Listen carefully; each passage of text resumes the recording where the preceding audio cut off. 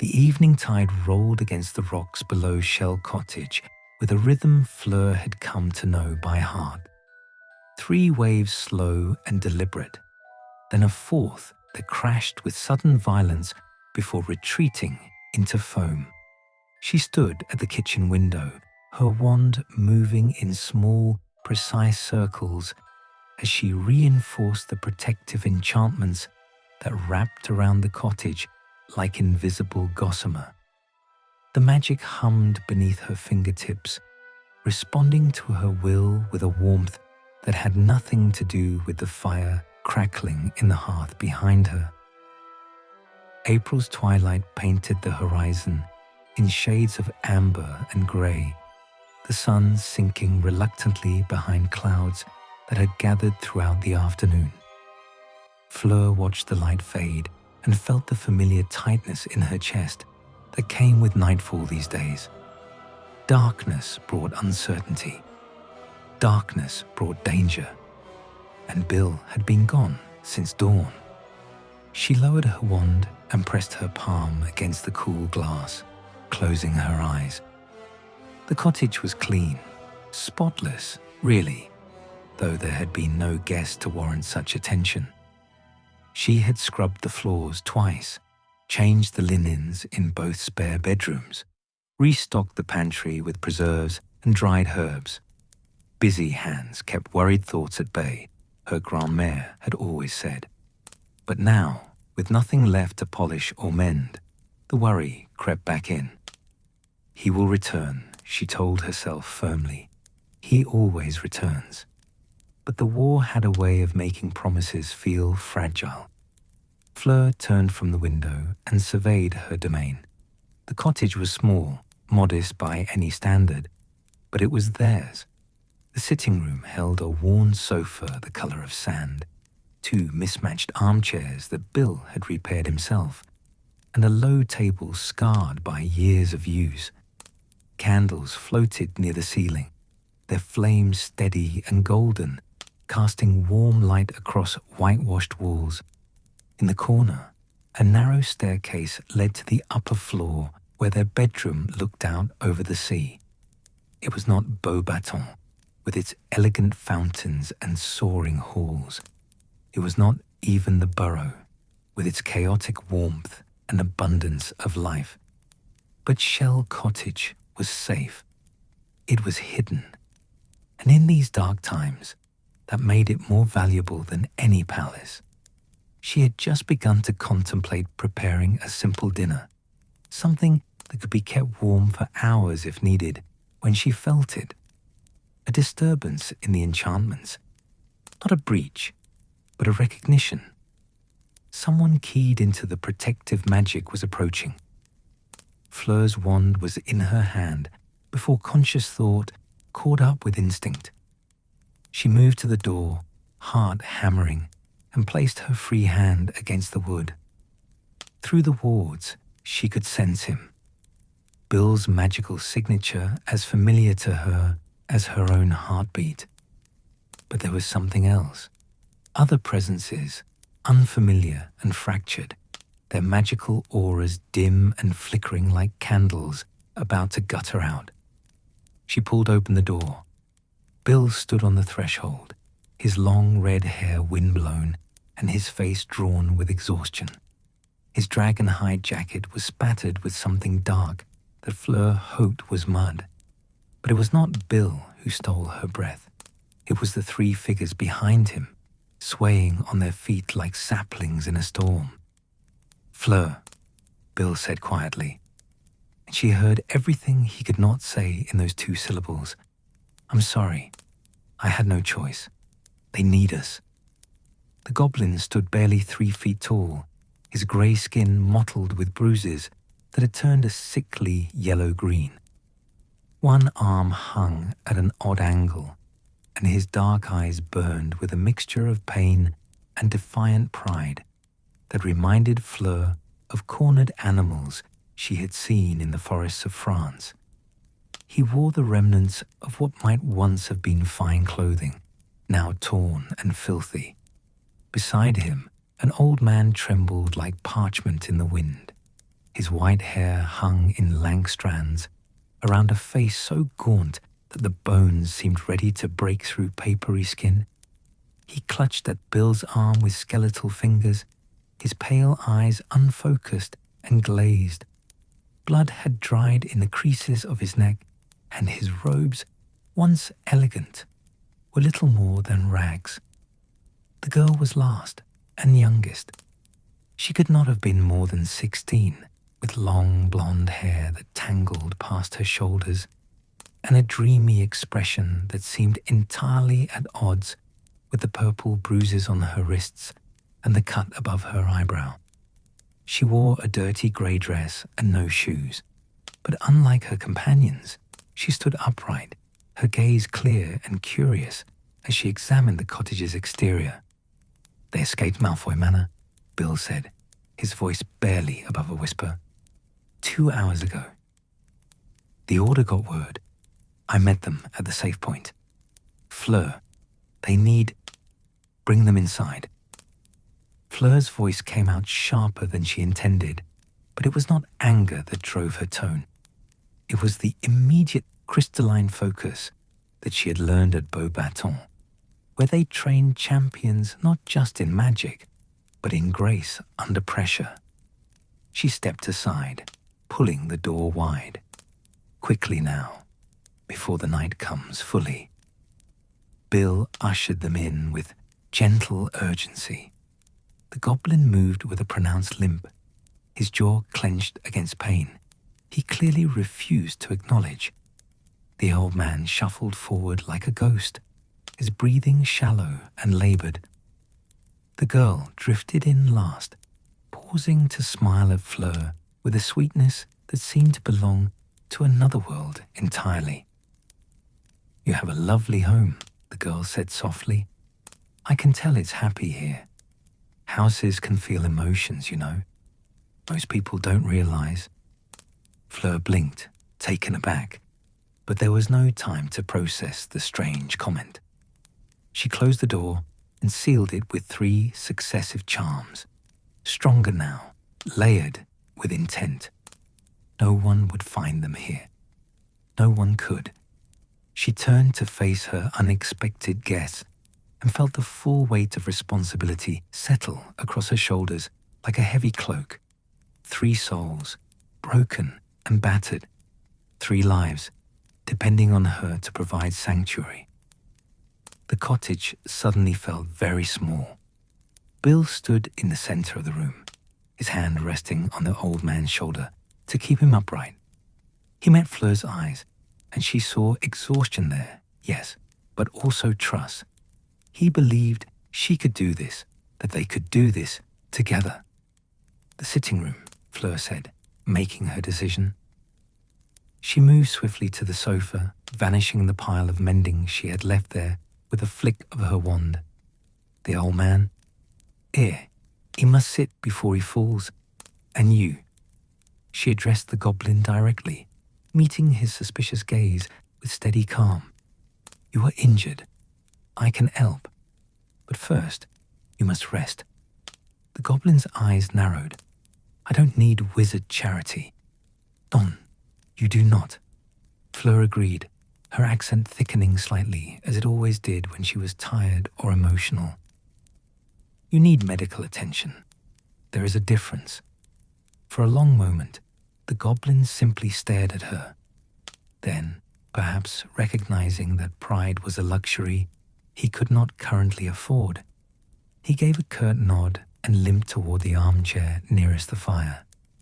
Bill eased the old man onto the sofa with the tenderness of someone handling ancient glass. The man sank into the cushions and immediately began to shake, his hands fluttering uselessly in his lap. Up close, Fleur could see that his fingers were bent at wrong angles, some broken, others merely twisted. Her stomach tightened with anger at whoever had done this, but she pushed the emotion aside.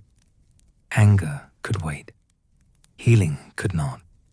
"Luna," Bill said gently, addressing the girl, "why don't you sit here?" He gestured to the second armchair.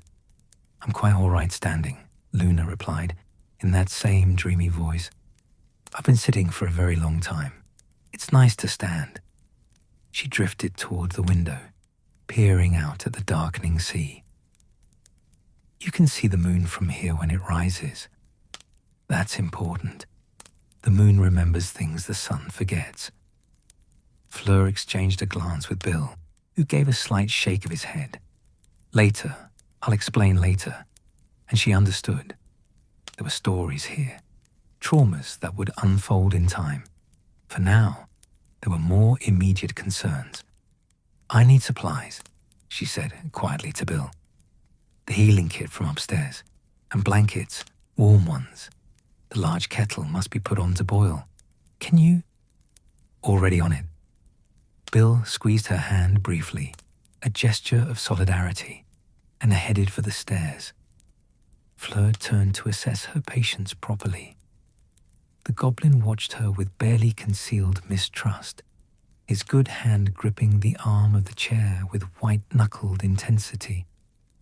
The old man had closed his eyes, tears leaking from beneath the lids to trace silver paths down his hollow cheeks.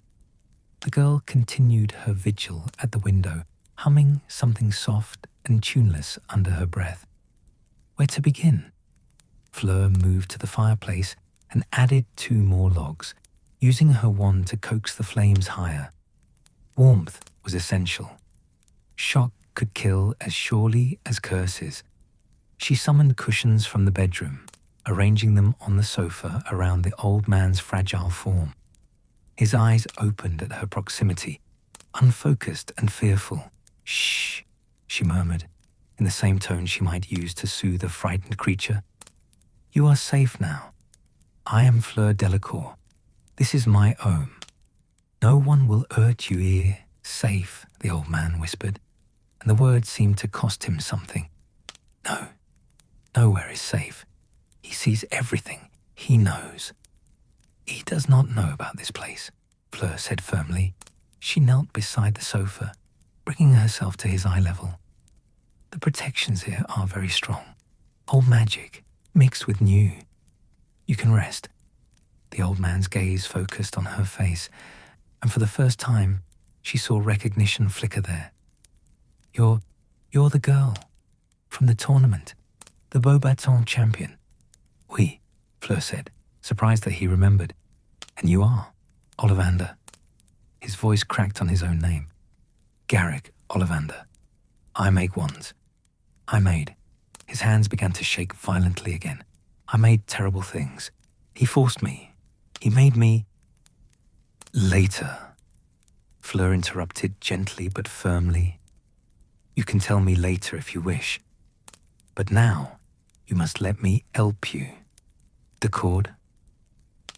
Ollivander stared at her for a long moment, then gave a tiny nod. He closed his eyes again, and Fleur thought she saw some of the terrible tension leave his shoulders. Bill returned with his arms full. Blankets, the healing kit, a stack of clean towels. He set everything on the low table and moved to the kitchen to tend the kettle. Fleur pulled out the kit and began to sort through its contents. Essence of dittany, bruise healing paste, pain-relieving draughts, scalar grow, dreamless sleep potion. Her mother had taught her healing magic before she ever went to Beaubaton. A woman must know how to mend what is broken, Apolline Delacour had said. The world breaks things often enough. Fleur had never imagined she would need those lessons quite like this. She turned to the goblin first. He was conscious and alert, the most stable of the 3 despite his injuries. Your arm, she said. It is dislocated, I think. I must see it. The goblin, Griphook, Bill had called him, bared his teeth. Don't touch me. Then you will have permanent damage, Fleur replied calmly. The bones must be set properly. I've done this before. I will be as gentle as I can, but it will hurt. Everything hurts. But after a moment, Griphook extended his injured arm with clear reluctance.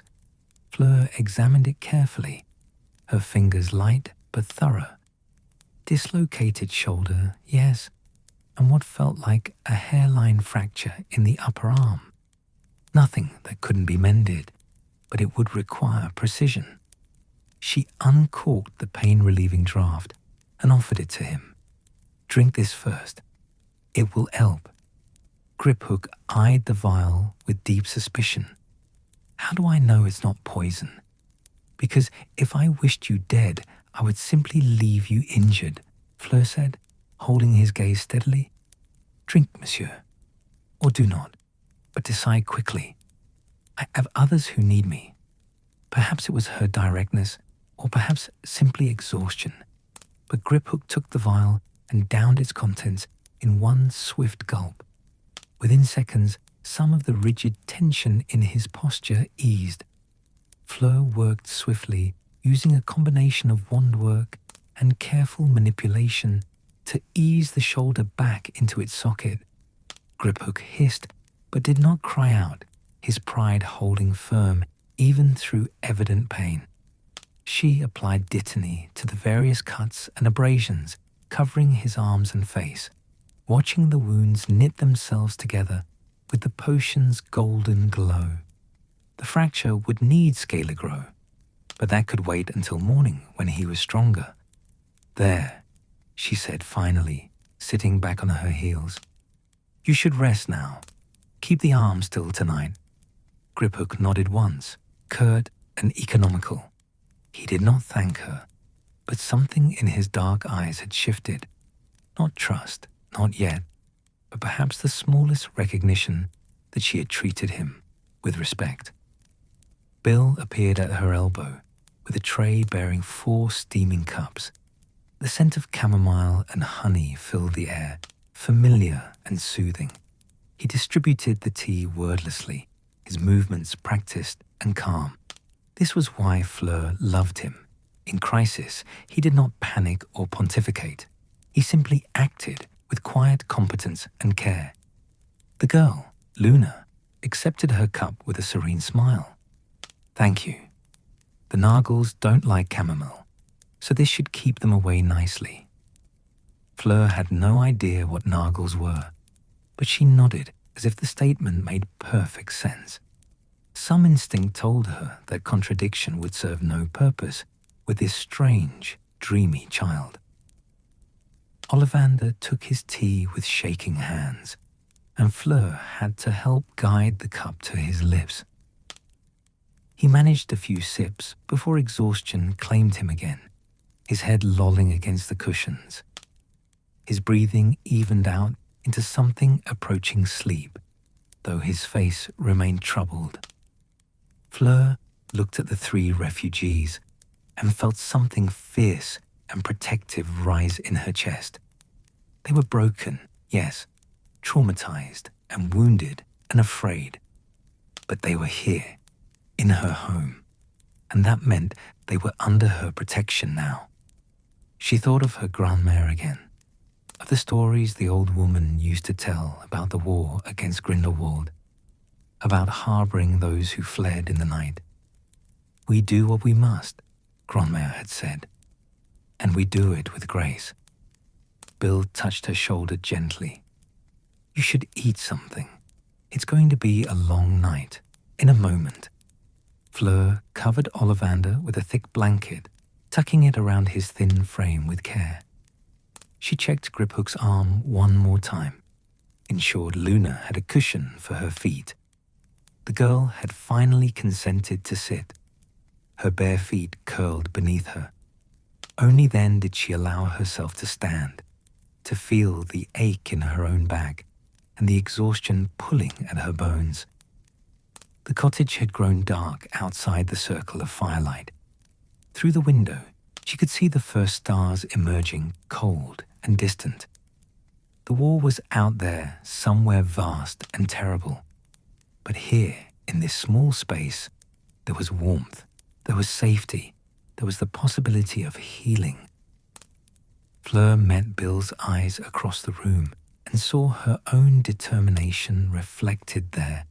They had chosen this path, to fight, to resist, to shelter those who needed sheltering. It would not be easy, but then nothing worthwhile ever was. Outside, the waves continued their endless rhythm. 3 slow, 1 violent retreat. 3 slow, 1 violent retreat. And in the cottage, 3 battered souls began, however tentatively, to rest. The weight on Fleur's shoulders had not lessened. If anything, it had grown heavier with each passing moment. But she found she could bear it. She would bear it, because this was what strength looked like. Not in grand gestures or powerful magic, but in the quiet act of making space for the broken to begin healing. 1 cup of tea at a time, 1 gentle touch at a time, 1 safe night at a time. The war would still be there in the morning, but for now, there was this: 4 walls, a fire, and the fragile hope that even in the darkest times, kindness could survive. The fire had burned down to embers by the time Fleur judged it safe to move Griphook to a more private space. Luna had drifted into sleep in her armchair, her head tilted at an angle that would surely give her a stiff neck come morning. Ollivander remained lost in whatever dark dreams plagued him, his breathing thin but steady. Bill had gone upstairs to prepare the spare rooms, his footsteps careful and quiet on the old wooden stairs. Fleur approached the goblin slowly, as one might approach a wounded fox, with respect for its teeth and an understanding that fear could make even the gentlest creature bite. Griphook's eyes snapped open before she was within 3 feet of him. He had not been sleeping then, merely resting with his eyes closed, conserving strength while remaining alert. Fleur recognized the behavior. She had seen it in her own reflection often enough these past months. "The old man needs the sofa," she said quietly, keeping her voice low so as not to wake the others. "There is a room upstairs where you can rest properly, with a door that locks if you prefer. I prefer not to be trapped." Griphook's voice was rough, abraded by thirst or screaming or both. How convenient. A room with a lock. How easily it becomes a cell. Fleur considered this. She lowered herself into the opposite armchair, slowly maintaining eye contact, showing that she understood the weight of his suspicion. "The lock would be for your use, not mine. But if you prefer, there is no lock at all. The door may remain open. You may come and go as you wish within the cottage." Within the cottage. Griphook's laugh was bitter. "Still a prison, just with prettier walls. It is a sanctuary," Fleur corrected, and allowed a touch of steel to enter her tone. "You are not a prisoner here, Monsieur Griphook. You are a guest. But if you prefer to think of safety as captivity, then I cannot stop you." Something flickered in the goblin's dark eyes, surprise perhaps, at being addressed with a title of respect. He shifted in the chair, and pain crossed his grey features before he could suppress it. His injured arm, despite the pain potion, was clearly troubling him. Fleur made a decision. She rose and moved to the kitchen, returning with a small glass of water and the bottle of pain-relieving draught. She set both on the side table within Griphook's reach, then retreated to her chair. She did not offer them directly, did not hover, simply made them available and waited. "You should take more," she said after a moment. "The pain will worsen in the night as the first dose fades. It is not weakness to accept relief." Spoken like someone who has never been forced to rely on wizard charity. Spoken like someone who has been injured before, Fleur replied evenly. "I was a tri-wizard champion, monsieur. I have broken bones. I have burned skin. I have felt pain that made me wish to scream. And I learned that suffering needlessly serves no purpose except to satisfy pride. She paused. Pride is expensive. Sometimes we cannot afford it. Griphook stared at her for a long moment. Then, with movements that suggested he was furious at himself for yielding, he reached for the draught and drank it. He followed it with the water, draining the glass in swift gulps. There, Fleur said quietly. Was that so terrible? Yes, Griphook said flatly. But there was something in his voice that might have been humor, dark and dry as old parchment. Fleur allowed herself a small smile. Come, let me show you the room. You need not stay if you do not like it, but at least see it before you decide to spend the night in that chair. She stood and held out her hand. Not to help him, she was not so foolish as that, but simply as a gesture of invitation.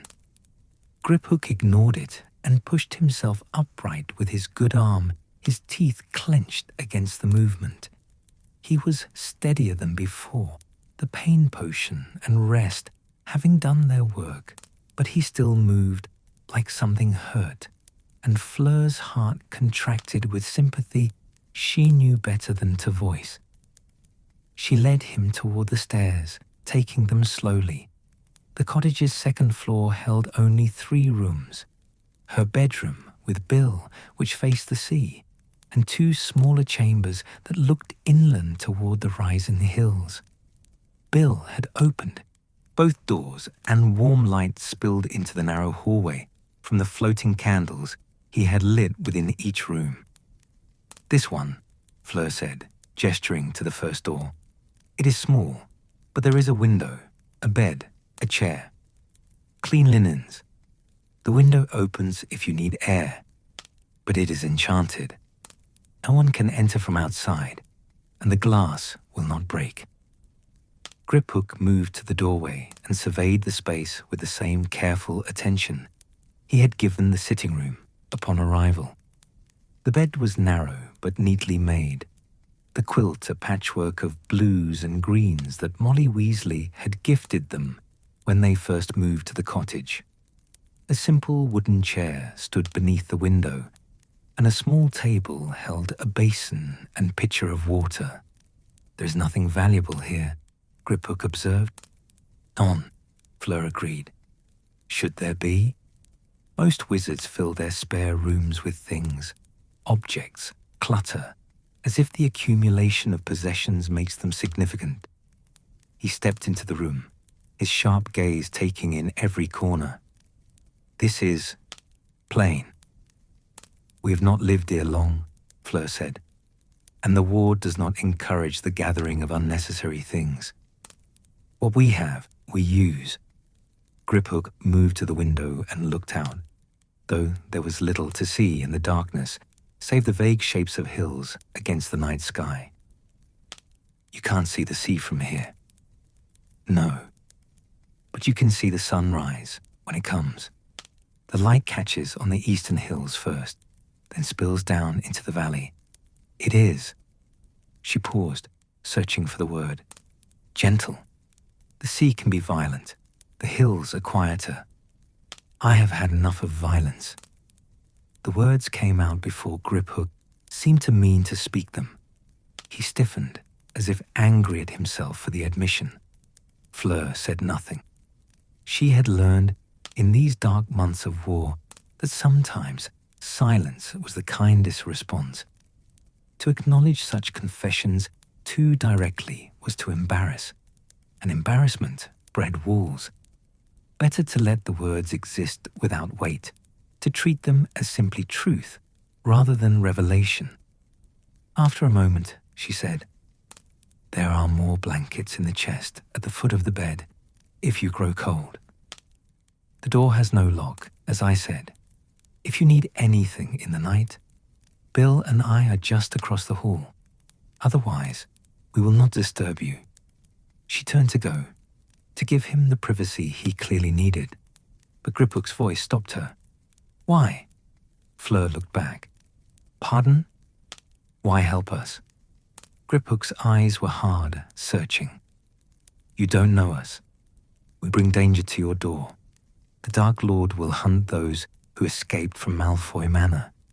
Anyone who shelters us becomes a target. So why? It was a fair question.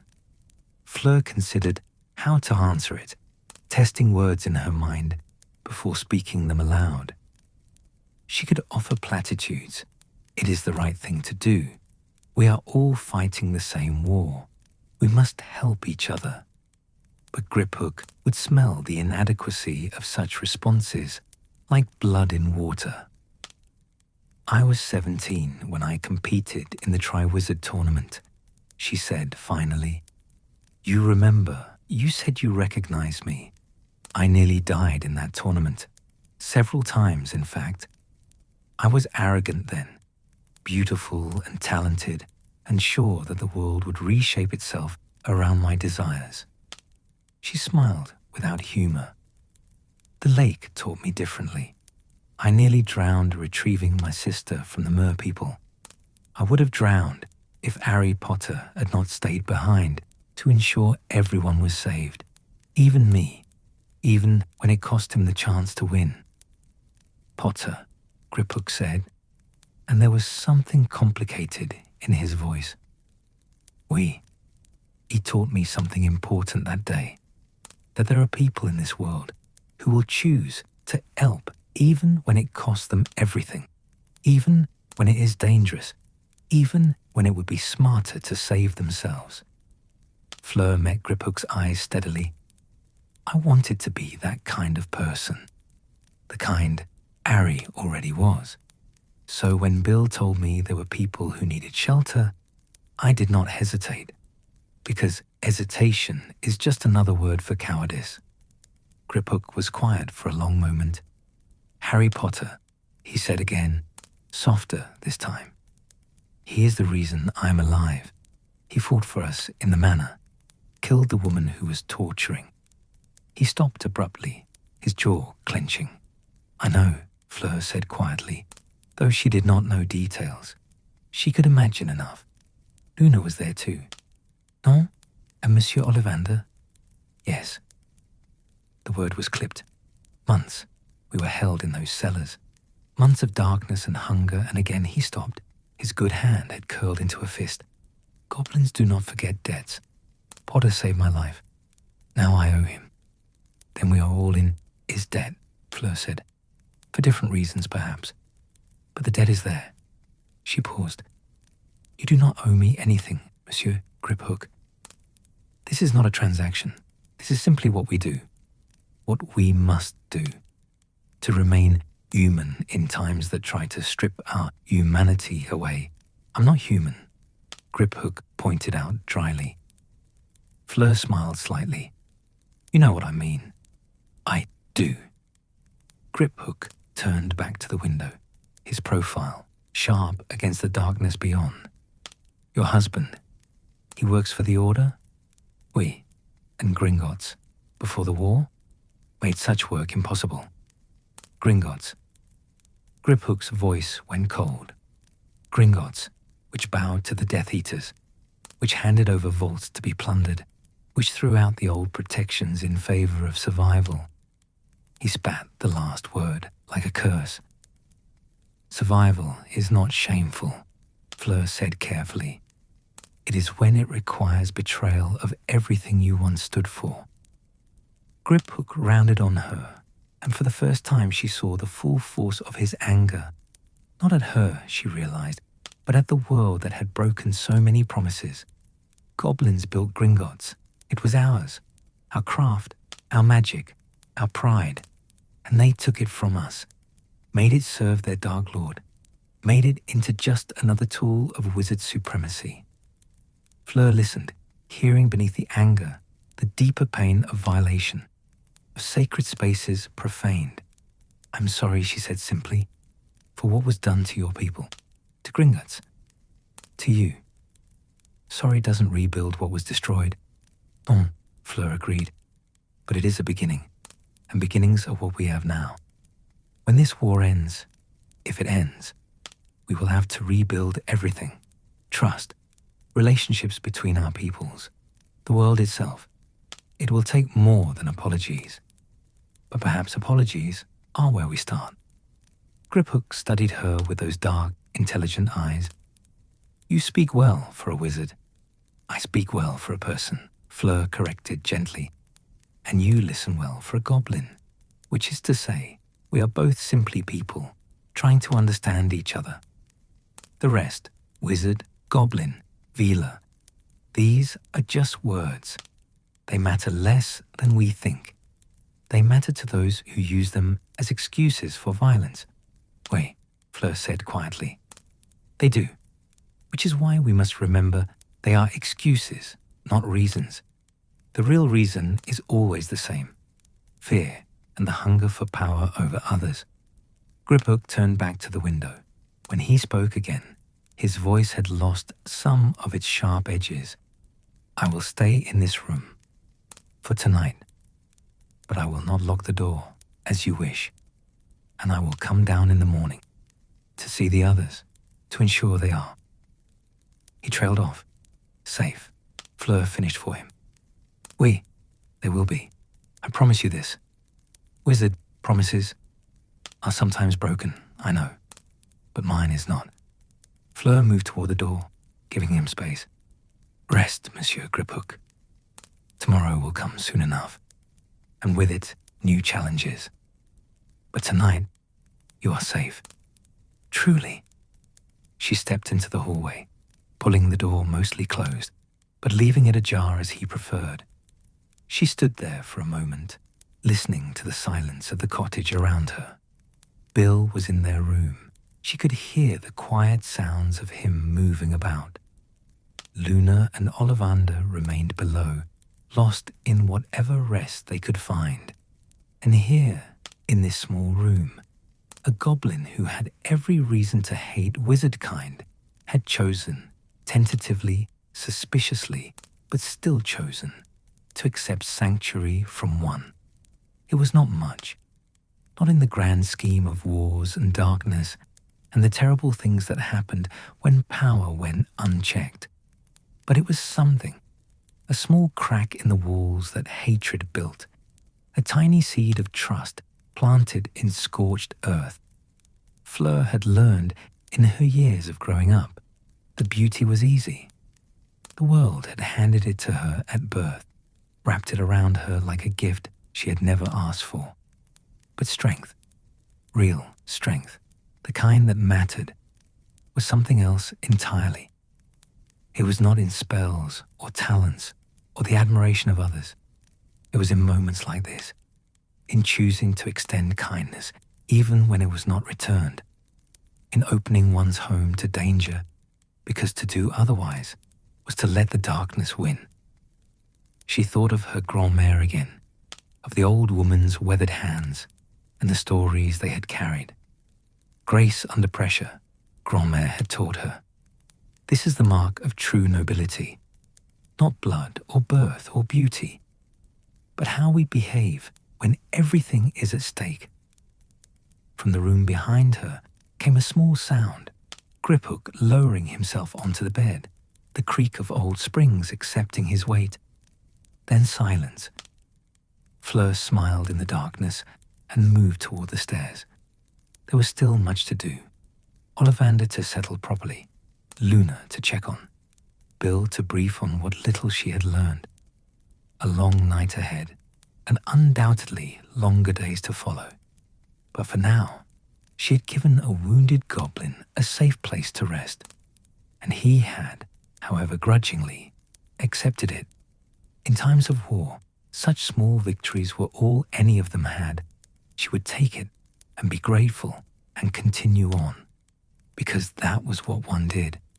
That was what strength required. One small kindness at a time, one moment of grace, one choice to be better than the darkness demanded. It would have to be enough. The clock in the sitting room chimed 10 as Fleur descended the stairs, each soft note echoing through the quiet cottage like a heartbeat. She had left Bill preparing Luna's room. The girl would need to be moved soon, before her neck suffered permanent damage from that awkward position in the armchair. But first, there was Ollivander. The old wand-maker had not moved since she left him. He lay curled on the sofa, knees drawn up toward his chest, in a posture that made him seem even smaller than he was. The blanket she had tucked around him had slipped pooling at his waist, and she could see how his entire body trembled, not with cold, but with something deeper, something that came from inside, where no amount of external warmth could reach. Fleur knelt beside the sofa, careful not to touch him yet. She had seen this before, in the aftermath of shell shock during her grand-mère stories of the First War. The body remembering trauma, even when the mind tried to rest. The flesh keeping score of horrors the conscious self could not bear to hold. "Monsieur Ollivander," she said softly, "can you hear me?" His eyes opened, pale grey, watery, ancient. They fixed on her face, but did not seem to see her. Not really. He was looking at something else, something only he could perceive. "The wand," he whispered. "Hawthorn and unicorn hair. 10 inches. Unyielding. I made it for her. For her." And she used it till his voice cracked, the screaming. I can still hear the screaming. "You are not there anymore," Fleur said, keeping her voice low and steady. "You are at Shell Cottage. You are safe. The screaming cannot reach you ear." But Ollivander did not seem to hear. His broken hands came up to his face, fingers crooked and useless, and he made a sound that was not quite a sob, and made wands, beautiful wands, each one unique, matched to its wizard. It was art, magic, the culmination of centuries of wand lore. His hands dropped, and he made me perverted, made me create tools for torture, made me watch as my creations were used to destroy rather than create. Fleur's throat tightened. She had known, theoretically, what happened to those captured by Voldemort's forces. But theory was different from the broken man before her, different from the trembling reality of trauma made flesh. "I need to examine your injuries," she said gently. "I will not urge you, but I must see what needs treating. May I?" Ollivander's gaze finally focused on her. "You're the girl from Beaubaton, the one who danced with Roger Davies at the Yule Ball. I remember thinking your wand was magnificent. Rosewood and Vela hair, 9.5 inches, inflexible." Despite everything, Fleur felt a flash of surprise. "You remember my wand?" "I remember every wand I've ever seen." A ghost of something that might have been pride flickered across his ravaged face. "It's a gift. Or it was. Now it's a curse. I can't forget them, any of them. All the wands I made for Death Eaters when I was young and didn't know better. All the wands I've seen used to harm. All the wands I was forced to repair, to improve, to make more deadly." His voice dropped to barely a whisper. "I know too much, remember too much, and I cannot make it stop." Fleur reached out slowly and rested her hand on his shoulder, light as a butterfly, barely there, giving him every chance to pull away. He did not. If anything, he leaned slightly into the touch, like a plant turning towards sun. "Sometimes," she said quietly, "memory is not a gift or a curse. It simply is, like breathing. We cannot stop it, but perhaps we can learn to live with it." She paused. "My grand-mère. She lived through Grindelwald's war. She saw terrible things. For years afterward, she could not sleep without light, even a single candle. The darkness brought back too much." "What did she do?" Ollivander's question was desperate, seeking any thread of hope. She learned to accept it. She kept candles burning. She did not fight the need. And eventually, not quickly, but eventually, The darkness became less frightening, the memories less sharp. Fleur looked into his eyes. You will not forget, monsieur. That is not how trauma works. But perhaps with time, you will learn to carry it, to let it be part of you without letting it be all of you.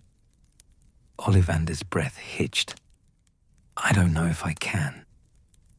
You have already survived this long, Fleur pointed out. That takes strength. More strength than most wizards possess. You are still here, still breathing, still yourself, despite everything they did to break you. I don't feel strong. I feel shattered. Shattered things can be mended, Fleur said. Not perfectly, perhaps. The cracks always show, but mended nonetheless. And sometimes, the mended places are the strongest parts.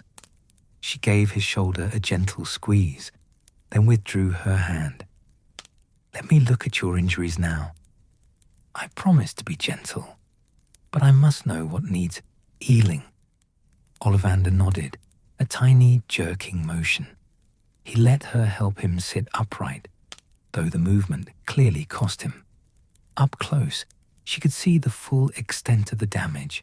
His robes fell away from his wrists, revealing rope burns so deep they had scarred. His fingers, those precious fingers that had crafted thousands of wands, were bent at unnatural angles. Some had been broken and healed wrong. Others simply hung uselessly, the bones inside crushed beyond natural repair. Fleur's jaw tightened, but she kept her expression neutral. Anger would help no one now. Your hands, she said quietly. They will need scalar grow and re-breaking, I think, to set them properly. It will be painful, very painful. But if we do not fix them now, they'll never work again. Ollivander stared at his ruined hands, as if seeing them for the first time. I know. I've known since the second break-in. They made sure I understood what they were taking from me. A wand maker who cannot hold a wand, cannot carve, cannot craft. His voice went hollow. They took my purpose. Non, Fleur said firmly. They took your ability to practice your craft in the traditional way. But your knowledge remains, your experience, your understanding of wand law. These things cannot be broken, even if your hands can be. She met his eyes. You are more than your hands, Monsieur Ollivander. You are your mind, your wisdom, your years of mastery. These things have value beyond the physical. What use is a wand maker who cannot make wands? What use is a teacher who cannot share knowledge? Fleur countered. What use is a master who cannot guide apprentices? What use is a scholar who cannot preserve ancient arts for those who come after? She leaned forward slightly. You are not finished, monsieur. You are only changed. There is a difference. Ollivander looked at her for a long moment. Then, to her surprise, his eyes filled with tears. I am 83 years old. I have devoted my entire life to wands, and in one night, one terrible night, they took it all away. Everything I built, everything I was. The tears spilled over, tracking through the grime on his cheeks. How am I supposed to accept that? You do not have to accept it tonight, Fleur said softly. She summoned a clean handkerchief from the kitchen and pressed it into his least damaged hand. Tonight, you only have to survive, to rest, to let yourself be cared for. Tomorrow and all the days after, we will face as they come.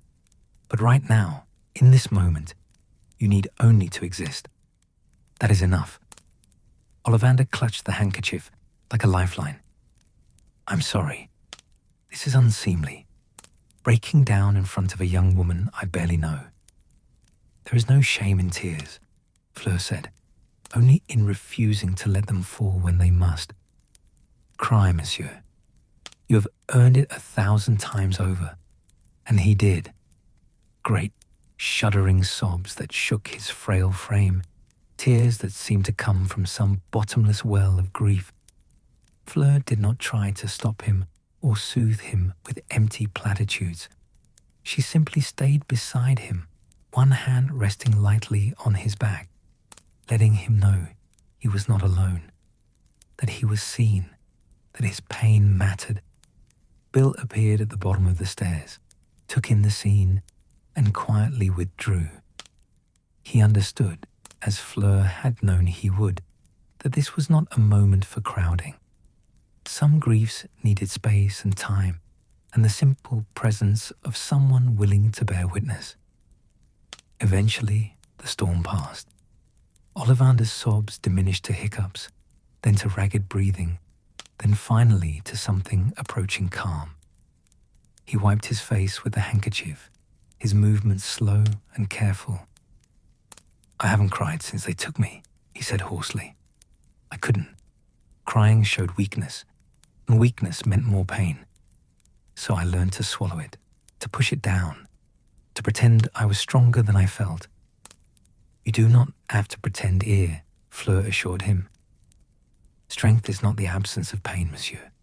It is the courage to feel it and continue anyway. You have that courage. I see it in you." Ollivander looked at her wonderingly. "How can you be so kind? You don't know me.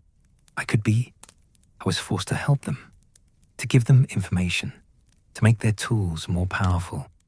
I aided the Dark Lord's forces, even if it was under duress. Some would say that makes me complicit.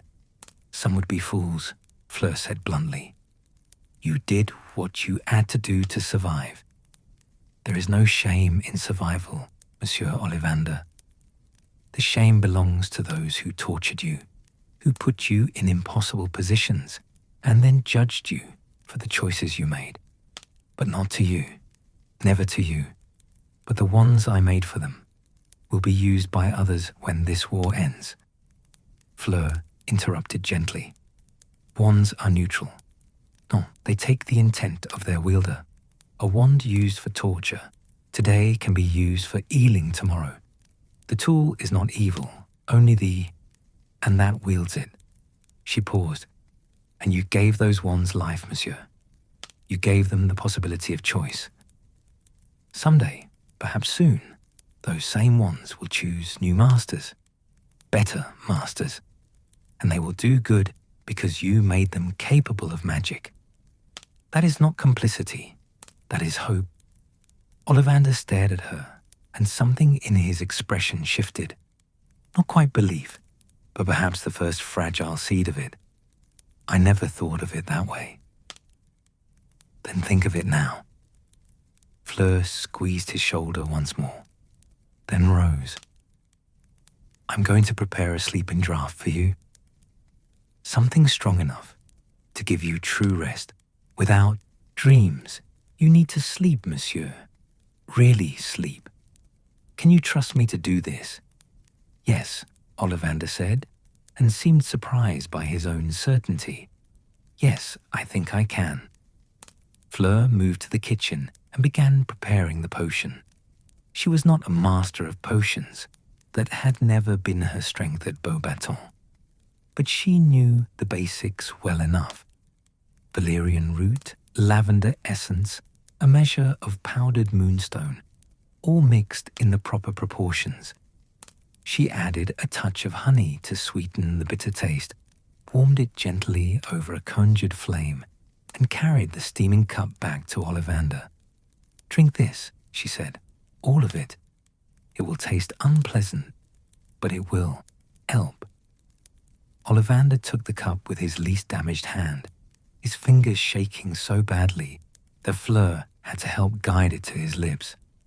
He drank in small, careful sips, grimacing at the taste, but finishing it all. When the cup was empty, she took it from him and helped him lie back down. "Your hands," she said. "I will work on them tomorrow, when you are rested. The re-breaking and setting will take time, and you will need your strength. For now, I will apply some salve to ease the pain. May I?"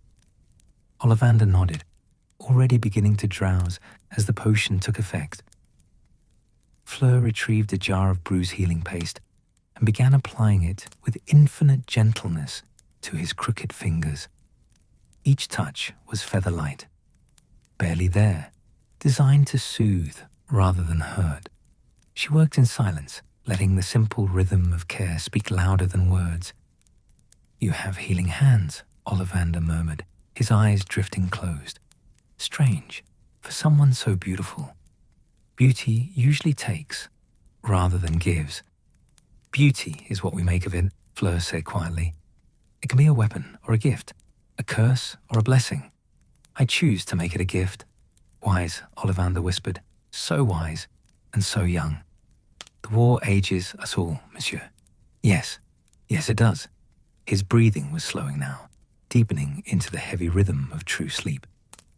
"Thank you, Mademoiselle Delacour, for your kindness, for your patience, for seeing me as more than a broken old man." "I see you as a survivor," Fleur corrected softly.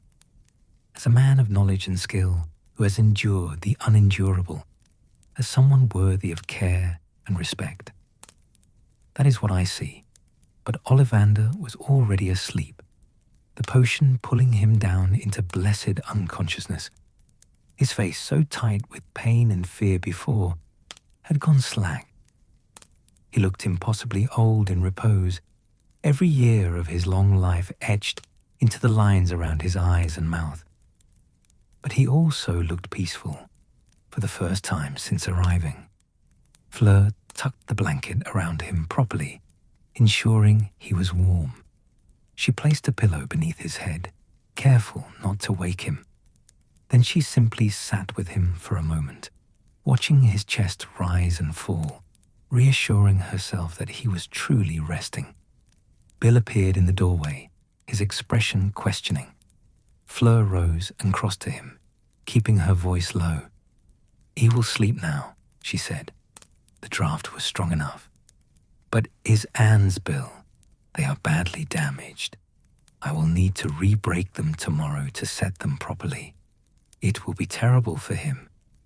Bill's jaw tightened. "We'll do it together. I'll hold him if needed. We will need Scaligro as well. Do we have enough?" "I'll get more in the morning. There's a safe house in Tinworth that stocks medical supplies for the order." He looked past her to where Ollivander slept. "He's lucky to be alive. They all are." Fleur glanced toward the stairs, where Griphook rested, then to the armchair, where Luna still dozed. "They carry so much damage, Bill. So much pain. I do not know if we can truly help them. We don't have to fix everything," Bill said, pulling her into his arms. "We just have to give them a safe place to start healing. They'll do the rest themselves, in time." Fleur rested her head against his chest, listening to the steady beat of his heart. "I hope you are right. I am. You'll see." He kissed the top of her head. "Come on, let's get Luna settled, and then we should try to rest ourselves. Tomorrow will be challenging. Every day is challenging now. True, but at least we face them together." Fleur smiled despite her exhaustion. "Oui, together." They moved to wake Luna gently, to guide her upstairs to the remaining spare room. But Fleur cast one last look at Ollivander, sleeping peacefully on the sofa, and felt something warm bloom in her chest. It was not victory. The war was far from won. It was not even hope exactly. It was simply this. She had given a broken man a few hours of peace. She had seen his pain and not turned away. She had offered what comfort she could, and he had accepted it. In the grand scheme of wars and darkness, it was almost nothing. But to Ollivander, sleeping without nightmares, for the first time in months, it was everything. And that, Fleur thought, would have to be enough. Luna Lovegood woke without fanfare. her eyes opening as if she had simply decided that sleep was no longer interesting. She blinked at Fleur with the same dreamy expression she had worn earlier, seemingly unbothered by the awkward angle of her neck or the fact that she had been sleeping in an armchair rather than a bed. "Hello," Luna said pleasantly. "You have very nice curtains. They don't have any rat spurts in them at all. That's quite rare, you know. Most curtains are absolutely infested." Fleur exchanged a glance with Bill, who had moved to stand beside her. He gave a small shrug that seemed to say, this is normal for her. Fleur decided to simply accept it. "Merci," she said, crouching down so she was at eye level with the girl. "I'm glad our curtains meet with your approval. But I think you would be more comfortable in a proper bed, non? We have a room prepared for you upstairs." "Oh, that's very thoughtful." Luna sat up, stretching her arms above her head with unself-conscious ease. "I've been sleeping in a cellar for quite some time, so anywhere with windows will be lovely. Cellars are terrible for nargles. They breed in the dark, you see." "I see," Fleur said, though she did not see at all. But there was something about Luna's matter-of-fact delivery that made disagreement seem pointless. "Can you walk? Are you injured?" "Only a bit." Luna looked down at herself, as if assessing for the first time. "My wrists hurt where the ropes were, and I think I have some bruises. Also, I'm quite hungry. I don't suppose you have any toast. I've been dreaming about toast for weeks." The casual mention of ropes and weeks of captivity, delivered in the same tone one might use to discuss the weather, made Fleur's heart ache. But she kept her expression neutral, sensing that Luna would not appreciate pity. "I can make toast," Bill offered, "and tea. Maybe some eggs if you'd like." Luna's face lit up with genuine delight. "Oh yes, eggs would be wonderful. I'd forgotten how much I liked eggs. The Death Eaters don't really think about what prisoners might enjoy eating.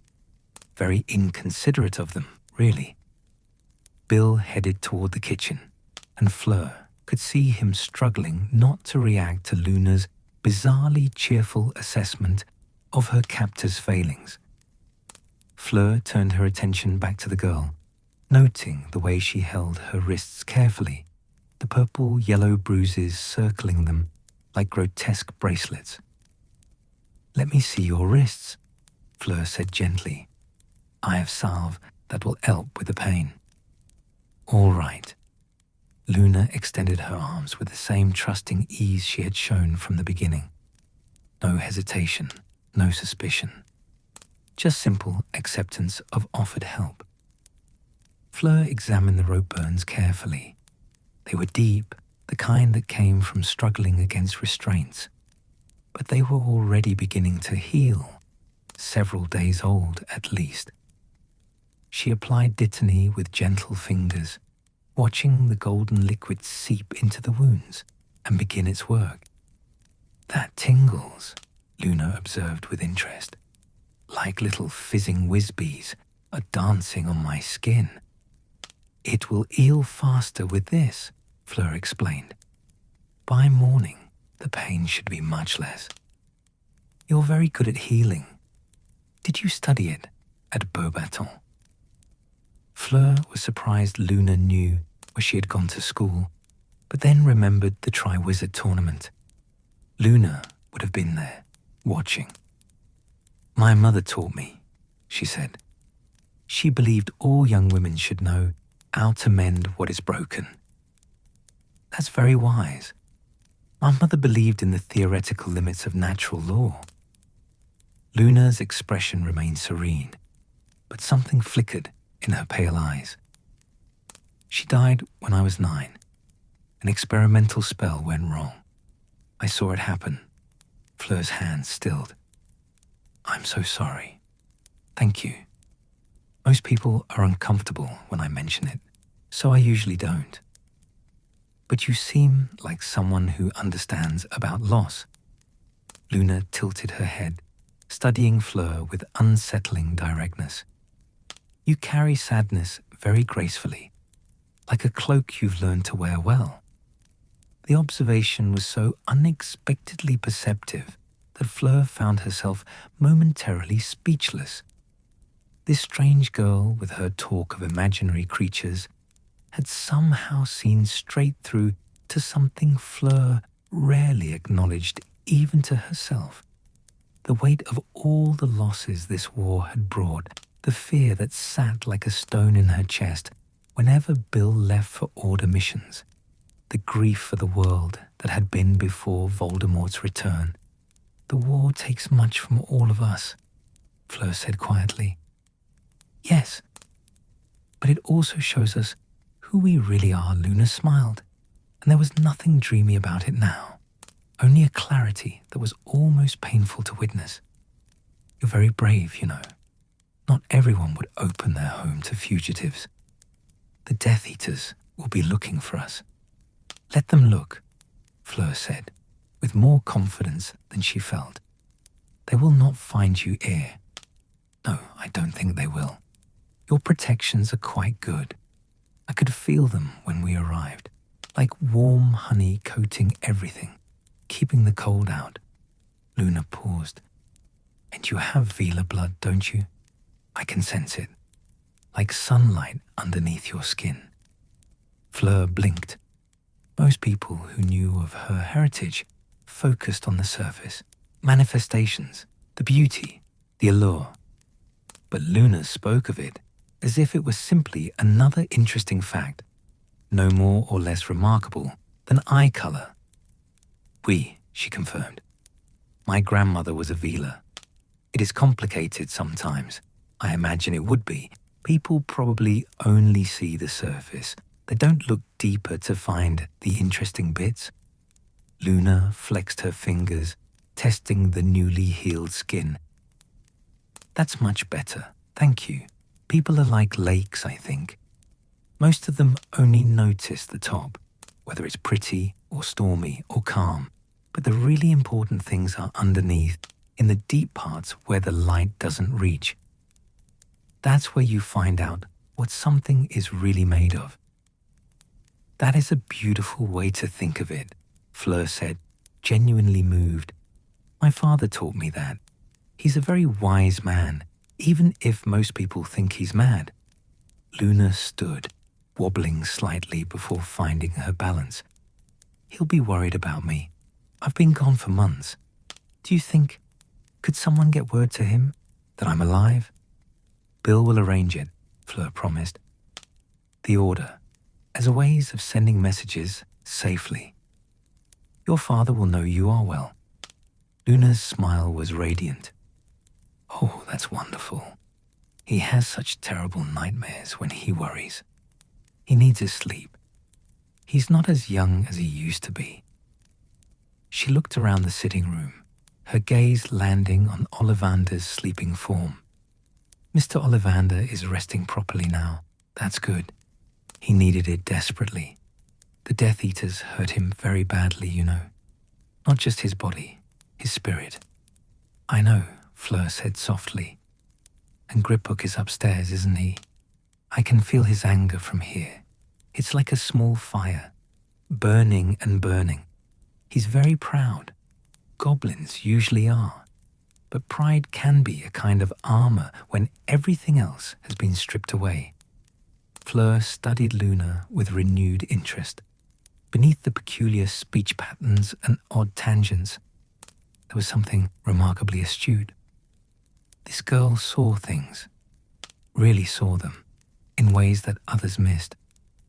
You understand people very well, Fleur observed. Not really. I just pay attention. Most people are so busy looking at what they expect to see that they miss what's actually there. Luna drifted toward the window, peering out at the dark sea. Malfoy Manor was interesting for that. The Death Eaters were always so busy being cruel and powerful that they never noticed the small things, like how Draco Malfoy couldn't quite look at the prisoners, or how his mother flinched every time someone screamed. They're trapped too in their own way, just different walls. You pity them? Fleur couldn't keep the surprise from her voice. I pity anyone who's trapped, even if they chose their own cages. Luna turned back, her expression thoughtful. That doesn't mean I forgive them, or that what they did was acceptable. But I think hatred takes too much energy, and I don't have energy to spare. It's easier to just observe and understand. Understanding doesn't mean approval. Bill appeared with a tray laden with food. Toast with butter and jam, scrambled eggs, a pot of tea, and several slices of cheese. Luna's face lit up like a child's on Christmas morning. Oh, this is magnificent. She took the plate he offered and immediately began eating with single-minded focus, as if the philosophical conversation had never happened. Between bites, she made small sounds of contentment that would have been amusing if they weren't so heartbreaking.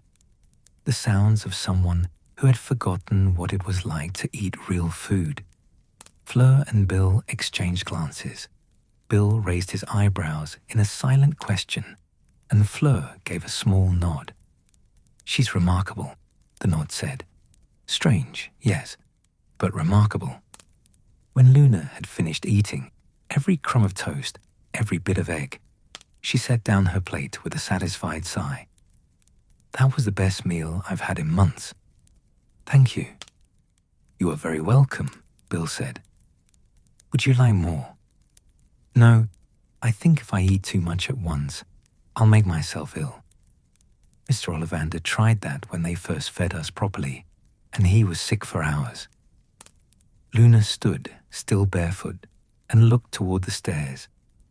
Should I go to my room now? I promise not to be any trouble. I'm very good at being quiet. I had lots of practice. The casual reference to having to stay quiet during captivity made Fleur's jaw tighten, but she forced her voice to remain gentle.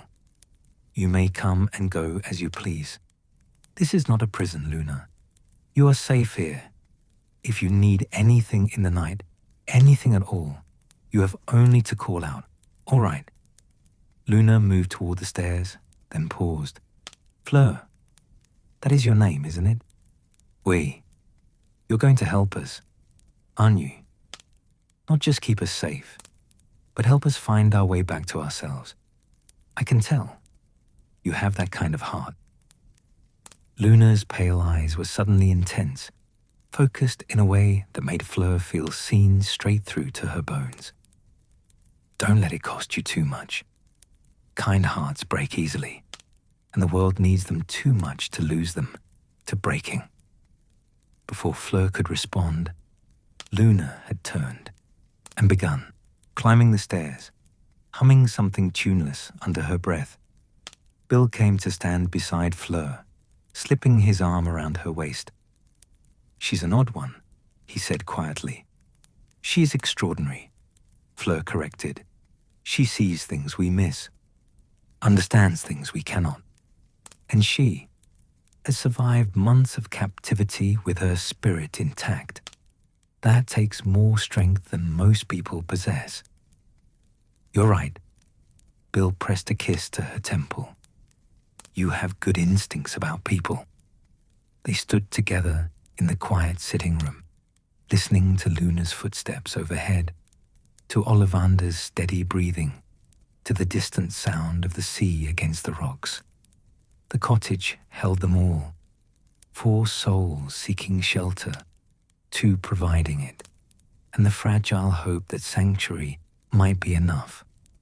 Fleur thought about what Luna had said. Kind hearts break easily. It was true. She could feel the fractures forming already, the cracks spreading through her chest, as she took in the damage these 3 had sustained. It it would be so easy to let the weight of their pain crush her, to lose herself in the impossible task of healing wounds that went so deep. But she would not let it break her, could not, because if she broke, who would hold this space for them? Who would keep the cottage warm and safe and full of the small kindnesses that made survival bearable? "Come," Bill said, guiding her toward the stairs. "We should check on Luna, make sure she has everything she needs. Then we need to rest ourselves. Tomorrow will be demanding." "Every day is demanding now," Fleur said, echoing her earlier words. "True, but we keep going anyway, because that's what we do." They climbed the stairs together, moving quietly so as not to disturb Griphook. Luna's door was open. She had left it that way deliberately, Fleur suspected, a remnant of needing to see escape routes from the Malfoy Manor cellars. Inside, the girl stood at the window, looking out at the darkness. "The moon is rising," Luna said, without turning. "It's waxing gibbous. Nearly full. Do you know what that means?" "No," Fleur admitted. "It means we're in the phase of refinement, taking what we've gathered and making it stronger, more complete." Luna turned, and in the candlelight, her face looked ancient and young all at once. "I think that's what we'll all be doing here. Refining ourselves, becoming whole again after being broken apart." "I hope so," Fleur said softly. "Oh, I'm certain of it. Shell Cottage has that feeling about it, like it's a place where broken things come to mend." Luna smiled. "Thank you for letting us be broken here. It's much better than being broken in a cellar." She turned back to the window, dismissing them with the same gentle finality she had used all evening. Fleur and Bill withdrew, pulling the door partially closed, but leaving it open as Luna clearly preferred. In their own room, finally alone, Fleur allowed herself to lean against Bill and let some of the accumulated tension drain from her shoulders. "She is not like anyone I've ever met." "No," Bill agreed, "but maybe that's what makes her special. She survived horror by refusing to let it change the fundamental truth of who she is. That takes a kind of courage most people can't imagine." "They all do," Fleur said. "Griphook with his pride, Ollivander with his knowledge, Luna with her clarity. They each found something to hold onto when everything else was taken, something that kept them themselves. And now, they're here, with us, trying to figure out how to live with what they've endured." Bill guided her to sit on the bed. "We'll help them. Not fix them. You can't fix people. But help them find their footing again." Fleur looked at her husband, this good, steady man who had chosen to fight darkness in whatever ways he could, and felt love swell in her chest so intensely it was almost painful. "I'm glad I've you," she said simply. "I could not do this alone." "You could," Bill said, "but I'm grateful you don't have to." Outside, the moon continued its rise, painting silver paths across the dark water. Inside Shell Cottage, 5 souls settled into fragile rest, while one girl stood at a window, watching the light and remembering that even in the deepest darkness, the moon always returned. And Fleur, finally allowing herself to close her eyes, thought that perhaps Luna was right. Perhaps this cottage was a place where broken things could mend. Perhaps that was enough. Perhaps it would have to be. Midnight came and went, marked only by the soft chime of the sitting room clock and the ceaseless rhythm of waves against stone. Fleur lay beside Bill in their bed, listening to his breathing even out into sleep, and knew that rest would not come for her. Not yet. Not while 3 wounded souls sheltered under her roof. each one carrying burdens that might prove too heavy in the dark hours before dawn. She waited until Bill's arm, draped across her waist, grew heavy with true sleep. Then she slipped from beneath it with the practiced grace of someone who had learned to move without waking her partner. The floorboards were cold beneath her bare feet as she reached for her dressing gown, soft blue wool that Molly had knitted for her last Christmas. She wrapped it around herself and padded silently to the door. The hallway was dark save for a single candle that floated near the ceiling, its flame barely more than an ember. Fleur touched her wand to it, coaxing it back to fuller brightness. The warm light spilled across whitewashed walls, creating shadows that danced with each flicker. She moved first to Griphook's door, which stood ajar as he had insisted. Peering inside, she could make out his small form curled on the bed, his injured arm cradled against his chest. His breathing was steady but not quite relaxed. Even in sleep, he remained tense, ready to wake at the slightest sound. The wariness of prey animals, of those who had learned that safety was an illusion, easily shattered. Fleur did not enter. To do so would be to violate the tenuous trust he had extended. Instead, she simply watched for a moment, ensuring he was warm enough beneath the blankets, that his breathing held no concerning rattles or pauses. Satisfied, she moved on. Luna's room was next. The girl had left her door open wider than Griphook's, and moonlight streamed through the window to paint everything in shades of silver and blue. Luna lay on her back, arms spread wide as if embracing the sky itself.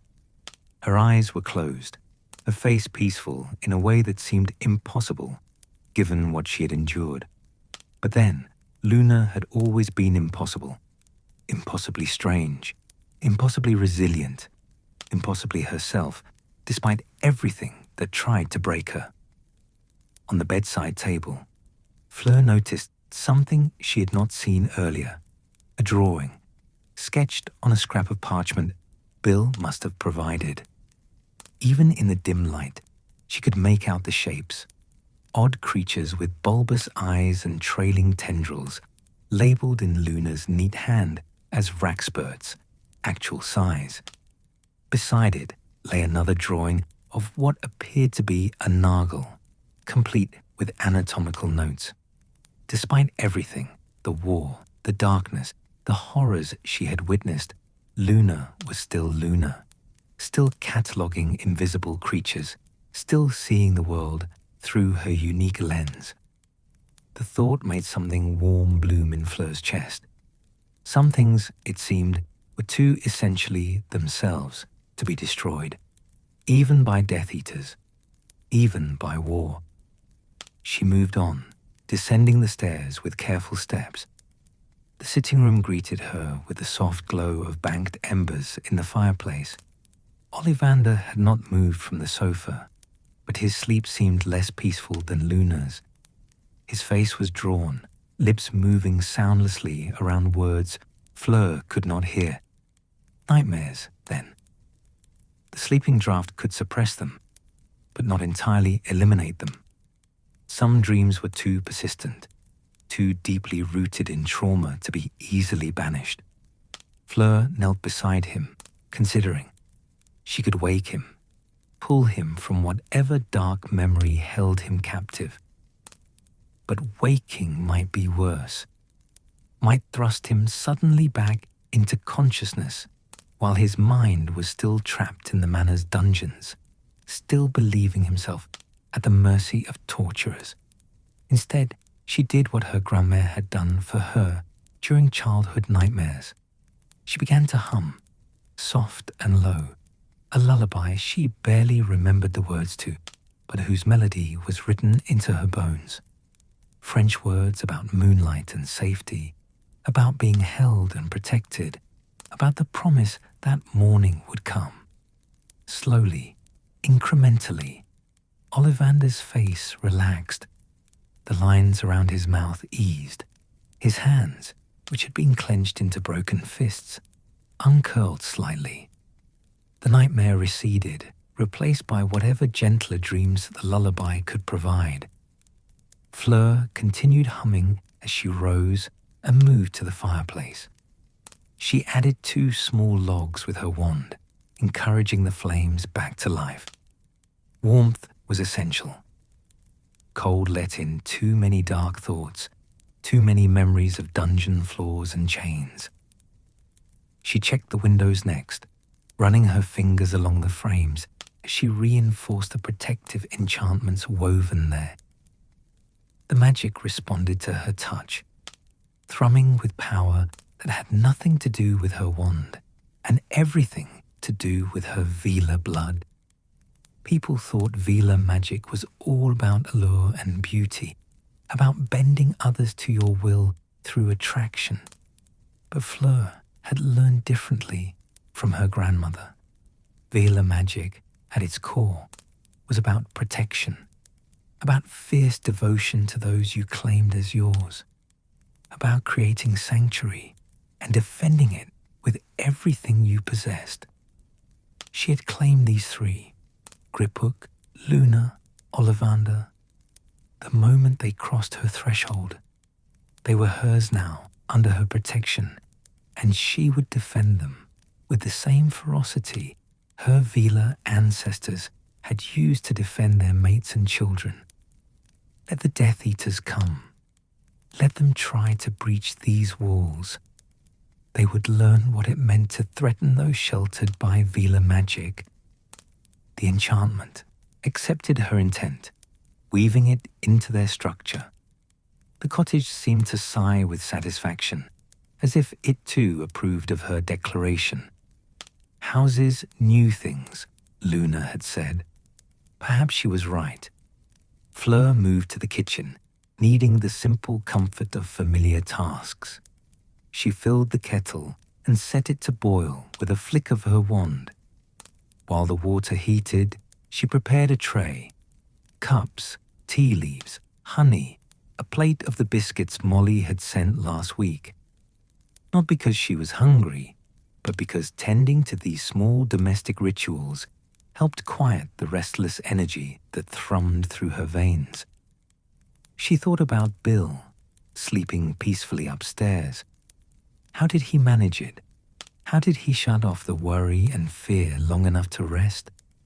She had asked him once, early in their relationship, back when the war was still something they could pretend was distant and manageable.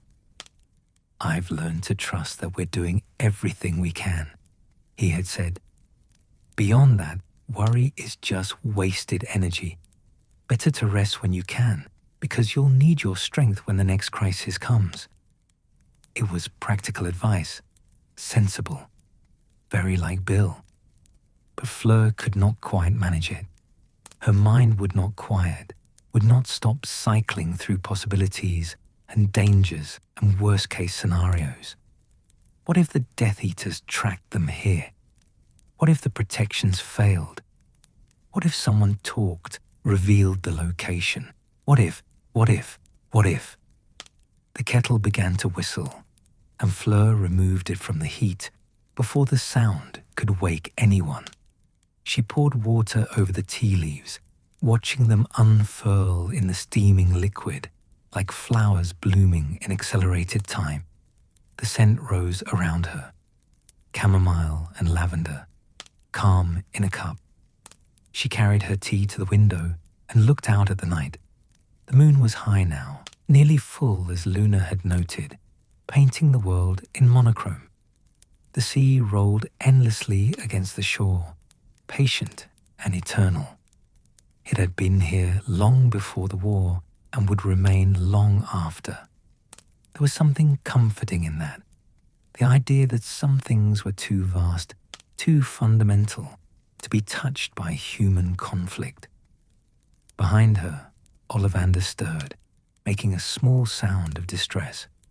Fleur turned and found his eyes open, staring at the ceiling with the confused disorientation of someone who had woken in an unfamiliar place. "Monsieur Ollivander," she said softly, moving toward him. "You are safe. You are at Shell Cottage. Do you remember?" His eyes found her face, and after a moment, clarity returned.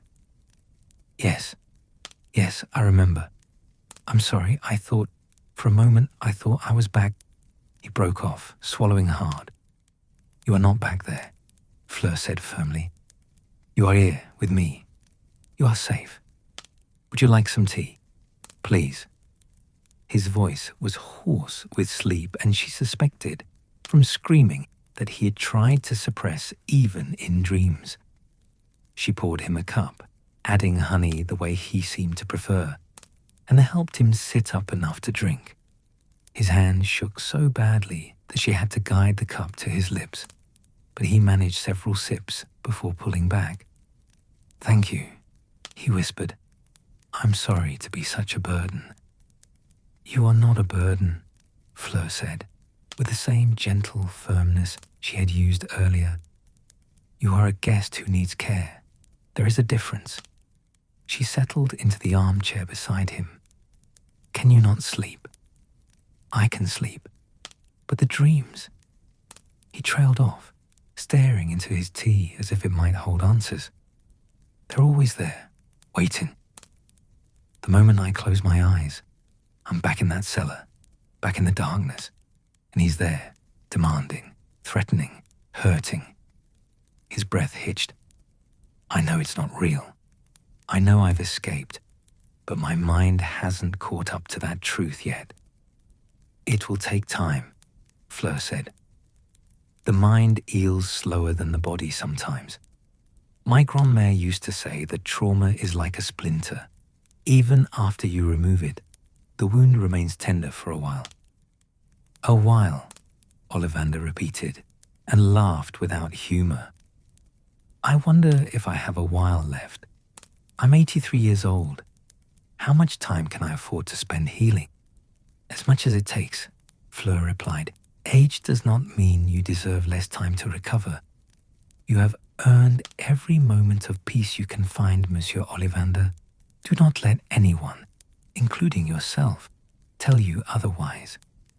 He looked at her with those pale, watery eyes, and she saw something shift in his expression.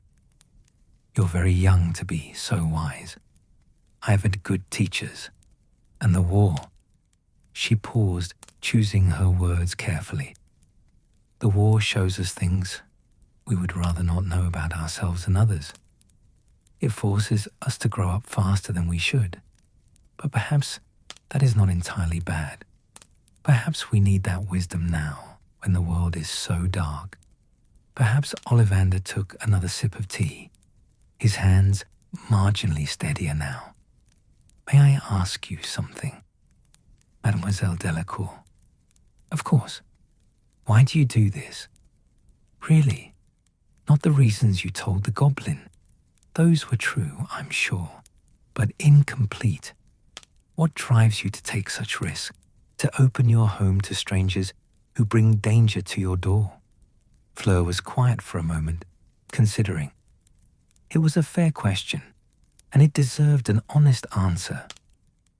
"When I was young," she said slowly, "I believed that my beauty made me special, that it set me apart and above others. I was arrogant and shallow and entirely focused on myself." She smiled without humor. "The Triwizard Tournament was supposed to prove how magnificent I was. Instead, it showed me how small I actually was." "The lake," Ollivander said. "The second task. I remember hearing about it." "Oui, the lake. I failed that task because I put my own desires above the safety of my sister. And I would have died there if not for Harry Potter, a boy 2 years younger than me, who chose to ensure everyone was safe before claiming victory for himself." She looked down at her own tea. "That moment changed something in me. I realized that my beauty meant nothing, that what mattered was who I chose to be, when it cost me something, when being good meant sacrifice. And so you chose to be good, Ollivander said quietly. I chose to try, Fleur corrected. I'm not always successful. I'm still vain sometimes, still selfish.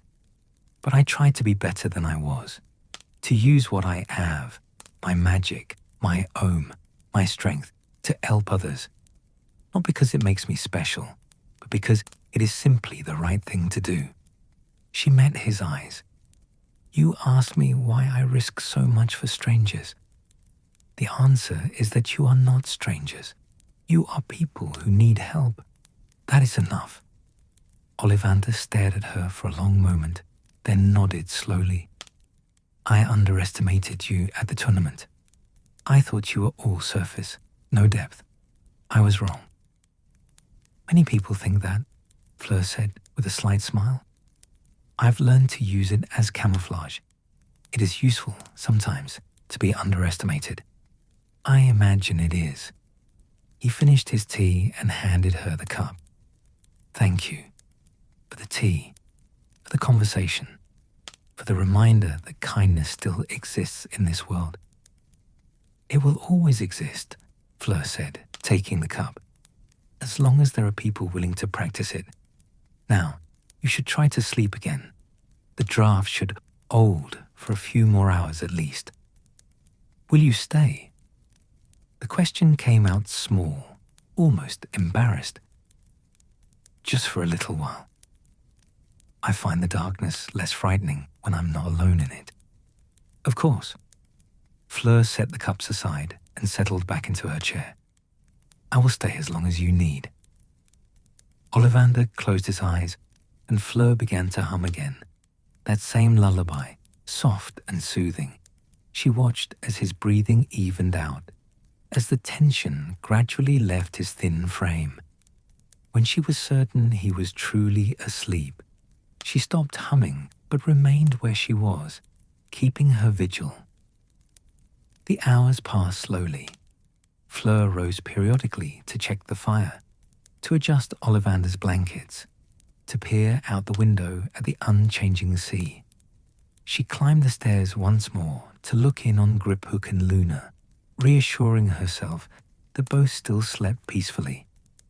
At some point, she must have dozed in the chair, because she woke to find grey pre-dawn light seeping through the windows and Bill's hand on her shoulder.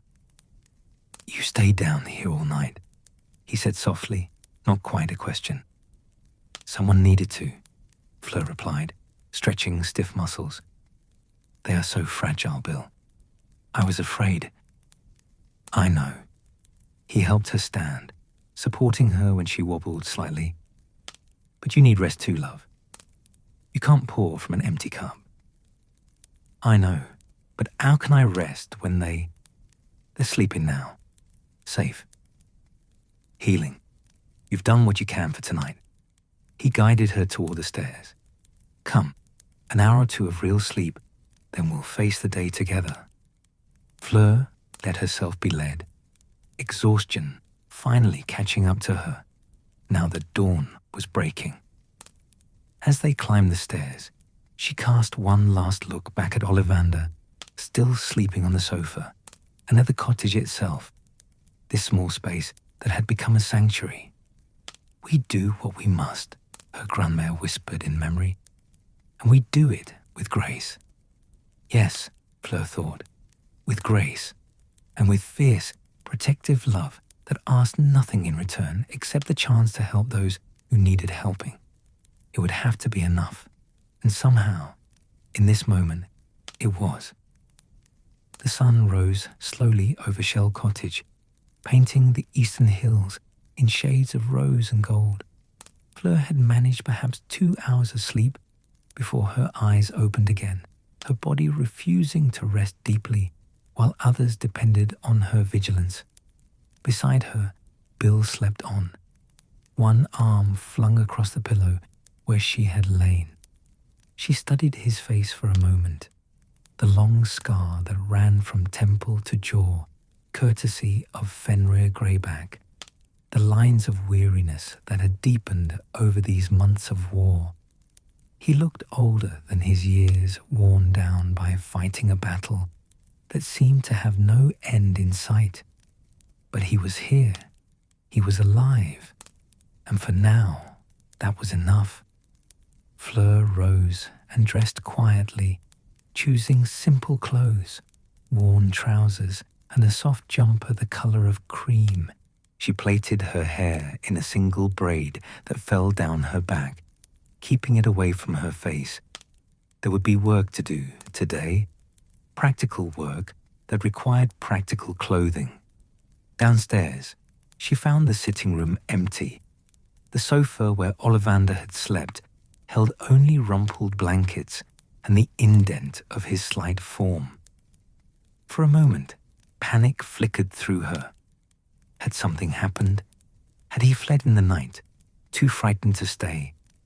But then she heard it, movement in the kitchen, the soft clink of crockery, the whisper of careful footsteps. She found him there, standing at the sink, staring out the window at the garden. He had wrapped one of the blankets around his thin shoulders, like a shawl, and his white hair hung loose around his gaunt face.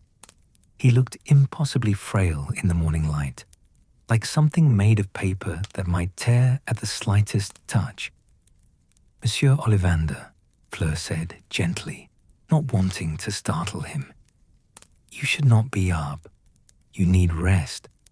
He turned, and she was surprised to see that his eyes, though tired, held more clarity than they had the night before. "I've been resting for months, lying in the dark, waiting.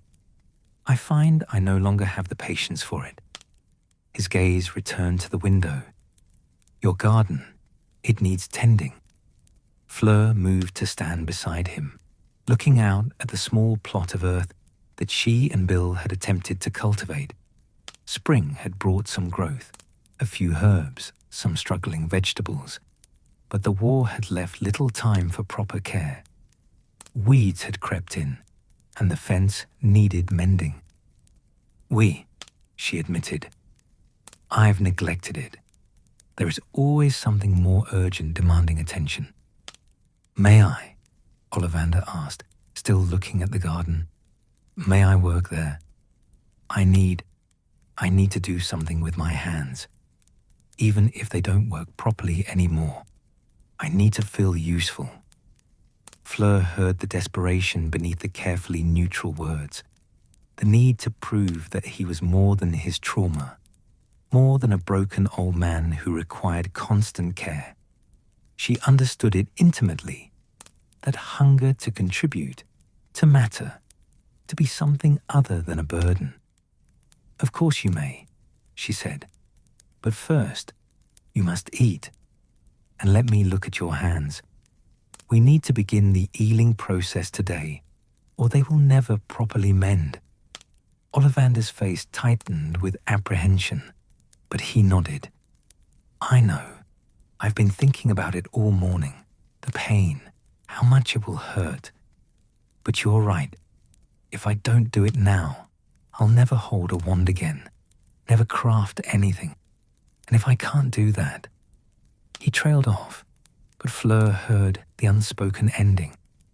"Then what am I?" "You will always be Garrick Ollivander," she said firmly, "one-maker or not.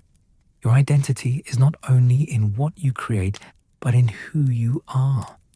"But," she added more gently, "I understand why you wish to try. We will do our best." The sound of footsteps on the stairs interrupted them. Fleur turned to see Griphook descending, moving with the cautious gait of someone whose body still protested every movement. He had managed to dress himself in the clean clothes Bill had left for him, simple garments that hung loose on his small frame. His injured arm was tucked against his chest, protected. "Good morning, Monsieur Griphook," Fleur said. "You are awake early." "Habit," Griphook replied shortly. "In the cellars," Dawn meant. He stopped, jaw clenching. It doesn't matter what it meant. That's over now. It is, Fleur agreed. She moved to the stove, beginning the familiar ritual of breakfast preparation. Sit, both of you. I will make food. To her surprise, Griphook did not argue. He lowered himself into one of the kitchen chairs with visible relief, as if the descent down the stairs had cost him more than he wanted to admit. Ollivander joined him, arranging his blanket carefully before sitting. The two regarded each other across the table with the wary assessment of creatures who had shared captivity but not necessarily companionship. Finally, Griphook spoke. You look better than yesterday. I feel marginally less like death, Ollivander replied, though that's a low bar to clear. True. Griphook's mouth twitched in what might have been the ghost of a smile. The girl. Luna. Is she still sleeping? I believe so, Fleur said, cracking eggs into a bowl. She seemed very tired last night. Let her rest as long as she needs. She's stronger than she appears, Griphook said. And there was something like respect in his voice. In the cellars, she never stopped talking about her strange creatures and her odd observations. The Death Eaters thought she was mad, but I think she was simply refusing to let them silence her. It was her way of fighting back. Strength comes in many forms, Ollivander agreed. I tried to maintain my dignity through silence, to give them nothing they could twist or use against me. But there were times I envied Luna's approach. She made them uncomfortable with her strangeness, made them question whether she was worth torturing when she seemed so disconnected from reality, except she wasn't disconnected, Griphook said. She saw everything, understood more than any of them realized. She just chose to process it differently. Fleur listened as she cooked, noting the tentative connection forming between the two males. This was good. They needed each other, needed the shared understanding of those who had survived the same darkness. She could provide shelter and care, but she could not truly comprehend what they had endured. Only each other could do that. She set plates before them, scrambled eggs, toast with butter, sliced tomatoes from the struggling garden. Simple food, but nourishing. Both men stared at their plates as if they were treasures. It's been so long since I had a proper breakfast, Ollivander whispered. Not mouldy bread or thin gruel or...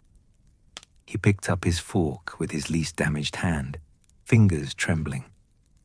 I'm not certain I remember how to eat like a civilized person. Then we'll relearn together, Griphook said, and began to eat with deliberate slowness, as if demonstrating small bites, proper chewing, all the things they tried to strip from us. Basic dignity, basic humanity. We'll take them back, piece by piece. Fleur felt her throat tighten with emotion, but kept her expression neutral as she prepared her own plate and joined them at the table. For several minutes, they ate in companionable silence, the only sounds the clink of cutlery and the distant cry of seabirds. The kitchen door opened, and Bill entered, hair still damp from washing. He took in the scene. 3 people eating breakfast together, a small moment of normalcy in the midst of chaos, and smiled. Morning, he said, moving to kiss Fleur's cheek before taking the 4th chair. How is everyone? Alive, Griphook said dryly, which is better than the alternative. Can't argue with that.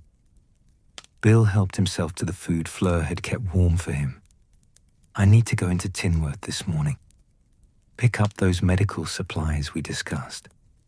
And I should send word to the Order that our guests are settled safely. Will they send someone to check on us? Ollivander asked, and Fleur heard the thread of anxiety in his voice. Eventually, probably. but only people we trust. Remus Lupin, maybe, or Kingsley Shacklebolt. No one who would make you uncomfortable. Bill's tone was reassuring. You're safe here. That's not going to change. Safety is relative, Griphook muttered, but I appreciate the sentiment. The sound of light footsteps announced Luna's arrival. She appeared in the doorway, wearing one of Fleur's old dressing gowns, far too large for her slight frame, the sleeves rolled up multiple times. Her blonde hair was a wild tangle around her face, and her feet were still bare. "Good morning," she said, with her characteristic serenity. I had the most interesting dream about dirigible plums. They were teaching me a song about the moon. I don't think I remember all the words, but the melody was quite lovely. "There is breakfast," Fleur said, gesturing to the remaining food. "Are you hungry?" "Oh yes, very." Luna drifted to the table and accepted the plate Fleur prepared for her. She settled between Griphook and Ollivander with easy comfort, as if they had been breakfast companions for years rather than hours. The sunrise was beautiful this morning. I watched it from my window. Did you know that sunrises are technically the same as sunsets, just in reverse? But they feel different. Sunrises are about hope, I think. Sunsets are about gratitude. That's a lovely way to think about it, Ollivander said. And Fleur saw some of the haunted tension leave his face as he looked at the girl. My mother taught me to notice beautiful things, Luna explained. She said that beauty was important because it reminded us what we were fighting for when times got dark. I think she was right. She took a bite of eggs, chewed thoughtfully, then added, "These eggs are beautiful." Not in the traditional sense, of course, but in the sense that they're made with care and shared with kindness. That's a kind of beauty too. Griphook made a sound that might have been a laugh or a cough. "You're very strange." Luna Lovegood. "Yes," Luna agreed happily. "I know, most people don't understand me, but that's all right. I understand myself, and that's what matters most." They finished breakfast together, this unlikely group of refugees and protectors. Conversation was sparse but comfortable, punctuated by Luna's occasional observations about invisible creatures or magical phenomena that no one else could see, but no one bothered to dispute. When the plates were cleared, Griphook insisted on helping despite his injured arm, needing to contribute in whatever small way he could. Bill prepared to leave for Tinworth. He kissed Fleur goodbye, whispered a reminder to rest if she could, and departed with promises to return by midday. Fleur turned to face her 3 charges and felt the weight of responsibility settle once more across her shoulders. They looked at her expectantly, waiting for direction, and she understood that they needed structure, purpose, something to fill the hours that might otherwise be consumed by dark memories. "Monsieur Ollivander," she said, "you wish to work in the garden. I think that is a good idea, but first we must address your hands. Luna, would you be willing to help me with the healing?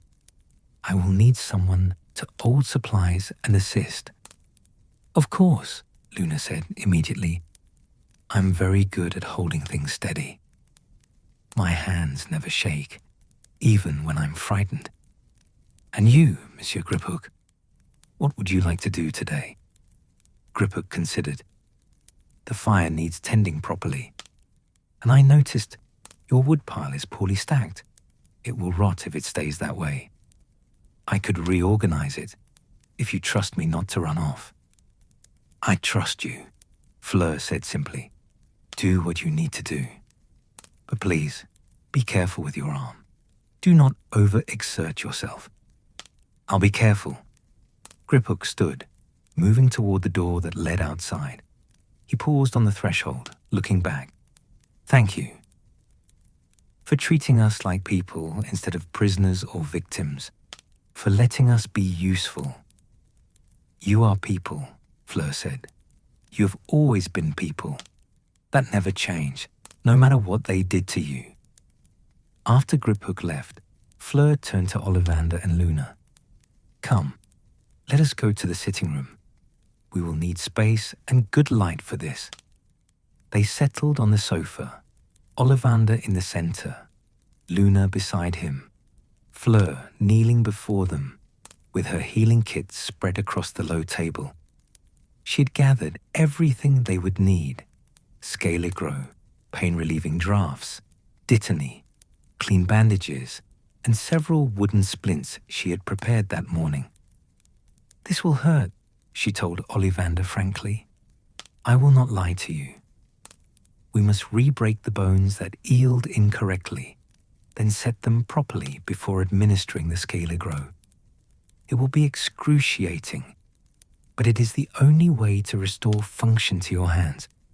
Ollivander's face had gone pale, but he nodded. I understand. I'm ready. Luna, I need you to hold his other hand, provide comfort and support. Can you do that? Yes. Luna took Ollivander's left hand, the less damaged one, in both of hers and squeezed gently. It's all right to scream if you need to. Screaming helps the pain escape.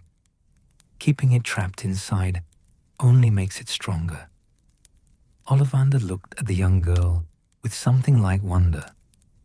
How did you become so wise? I'm not wise, Luna said. I just pay attention to what hurts and what helps. That's not wisdom. It's just observation. Fleur prepared the first pain-relieving draught, a strong dose that would dull the worst of it, but not eliminate sensation entirely. Ollivander needed to feel enough to tell her if something went wrong. He drank it obediently, then held out his right hand. Start with this one, he said, his voice steady despite the fear in his eyes. The thumb and first two fingers. Those are the most important for wand work. Fleur took his hand in hers, examining the crooked bones with gentle fingers.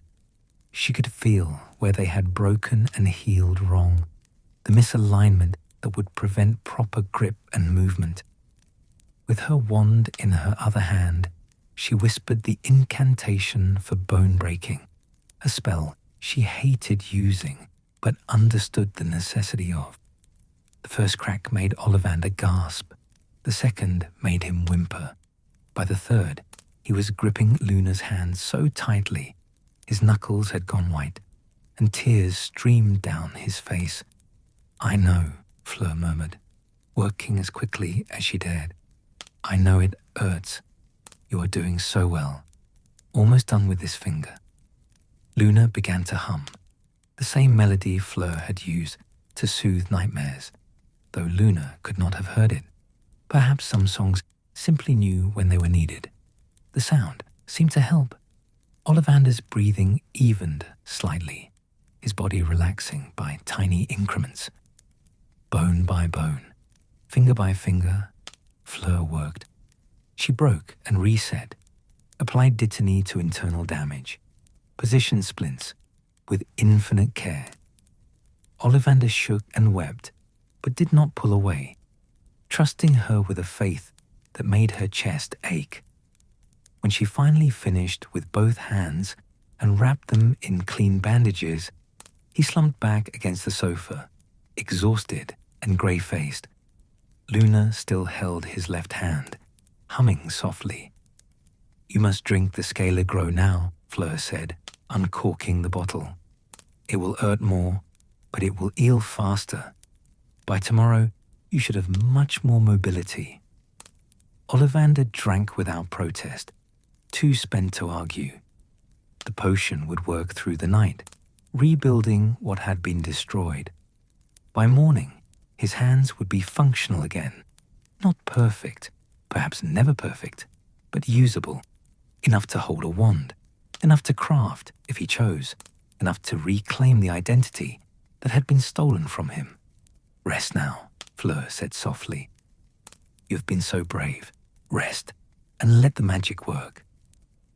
Ollivander's eyes were already closing, the combination of potions and exhaustion pulling him under.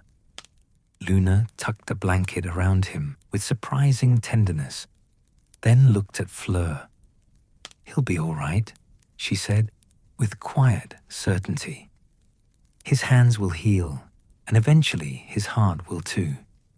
It just takes time. Everything heals eventually, given enough time and care. Fleur hoped desperately that the strange girl was right. The afternoon sun had climbed to its zenith by the time Bill returned from Tinworth, his arms laden with supplies and his face creased with the particular weariness that came from navigating a world at war. Fleur met him at the door, taking some of the packages from his arms and noting the way his shoulders sagged with relief once the burden was shared. Everything went well, she asked, following him into the kitchen. As well as can be expected. Got the extra skilgro, more dittany, some proper nutrition drafts for our guests. He set down his packages and pulled her into a brief, fierce embrace. How are things here? Ollivander's hands are reset. He is sleeping now. The pain exhausted him. Griphook has been outside most of the morning, reorganizing the woodpile and checking the protective wards. And Luna. Fleur smiled slightly. Luna is being Luna. She found a patch of dirigible plums she insists are growing near the garden fence. I do not have the to tell her they are just ordinary radishes. Maybe they're not, Bill said with a tired grin. Maybe Luna sees something we can't. Wouldn't be the strangest thing in this war. They worked together to unpack the supplies, falling into the comfortable rhythm of partnership that had sustained them through these difficult months. Outside the window, Fleur could see Griphook standing near the newly organized woodpile, his good hand resting on the fence as he stared out toward the sea. There was something in his posture, a stillness, a contemplation, that suggested he was wrestling with thoughts too large for easy resolution. I should check on him, Fleur said. Make sure he hasn't overexerted himself. I'll get lunch started, Bill offered. Something simple. They're probably not ready for anything too heavy yet. Fleur stepped outside, pulling a shawl around her shoulders against the cool sea breeze. Spring had arrived, but winter's memory still lingered in the wind that swept in from the water. Griphook did not turn at her approach, though she knew he had heard her. Goblins had exceptional hearing. The wood is better organized now, he said without preamble. It will last longer this way. Dry better, not rot. Merci, Fleur said, coming to stand beside him but not too close, respecting his space. You have worked hard. Your arm, it does not trouble you too much. It troubles me. Griphook's voice was flat. Everything troubles me. But work helps. Keeps my mind occupied. Keeps me from thinking too much about... He trailed off, jaw tightening. About what you endured. Fleur finished gently. It is natural to think about it, Monsieur Griphook. You do not need to punish yourself for having thoughts about what happened. Don't I? He finally turned to look at her, and his dark eyes were fierce with something between anger and anguish. I survived. Others didn't. Other goblins who were taken, tortured, killed for sport or information, or simply because the Death Eaters could. Why do I get to stand here in the sunshine, breathing free air, when they're dead? What makes me special? What gives me the right? Fleur had heard this before. Survivor's guilt, the terrible arithmetic of trauma that insisted someone must be at fault. And if the perpetrators were out of reach, then surely the fault must lie with those who lived. Her grand-mère had spoken of it often, the weight of surviving when others had not. You have the right because you are alive, Fleur said simply. That is all the right you need. Those who died would not want you to waste your survival drowning in guilt. They would want you to live fully, to honor their memory by refusing to let the Death Eaters have your spirit as well as your body. Easy words, Griphook said bitterly. Harder to believe them. Oui, very hard. Perhaps impossible some days. But you must try anyway. Fleur turned to look at the sea, at the endless roll of waves. My grand-mère told me something once. She said that in war, the ones who survive often feel they should have done more, should have saved more, should have been better. But the truth is that we are all just doing our best in impossible circumstances, and sometimes simply surviving is the most radical act of resistance we can manage. Griphook was quiet for a long moment. Then, Harry Potter, the boy who saved us from the manor. Is he still alive? As far as we know. Oui. The Order keeps its location secret, even from most members, for its protection. Good. Griphook's hands clenched into fists. He needs to survive. Needs to finish what he started. Because if he doesn't, if the Dark Lord wins, then everything we suffered was for nothing. All the goblins who died, all the torture and fear and degradation, it will all have been meaningless. It will never be meaningless, Fleur said, firmly, even if, though I do not believe it, even if the worst should happen, your suffering would still matter. Your lives would still have had value. Victory does not determine worth, Monsieur Griphook. You matter because you exist, not because of what side wins or loses. Griphook looked at her with something like wonderment. You actually believe that, don't you? It's not just pretty words. You truly believe what you're saying. I do, because I must. If I thought that lives only mattered in victory, I could not go on. The weight would be too much. Fleur met his eyes steadily. We fight because it is right to fight. We survive because living is an act of defiance. And we find moments of beauty and kindness and connection because those things are what make survival worthwhile. But our worth, our fundamental value as living beings, that exists independent of outcome. Spoken like a philosopher, Griphook said, but his tone had lost some of its bitter edge. Spoken like someone who has had to find reasons to continue when everything seemed hopeless, Fleur corrected. I am not special, Monsieur Griphook. I'm simply trying to navigate darkness like everyone else. Some days I do it better than others. A cry from the cottage, Luna's voice, high and urgent, cut through their conversation. Both of them turned and ran, Fleur's heart hammering with sudden fear. What had happened? Was it Ollivander? Had his injuries worsened? They burst through the door to find Luna kneeling beside the sofa where Ollivander lay, not in distress, but in wonder. The old wand-maker's eyes were open, and he was staring at his bandaged hands with an expression of awed disbelief. They moved, he whispered. I was dreaming, and I felt them move. Real movement, proper movement, not just twitching, but actual. His voice broke. My fingers moved. The scaly crow is working faster than expected, Fleur said, moving to examine him. That is good.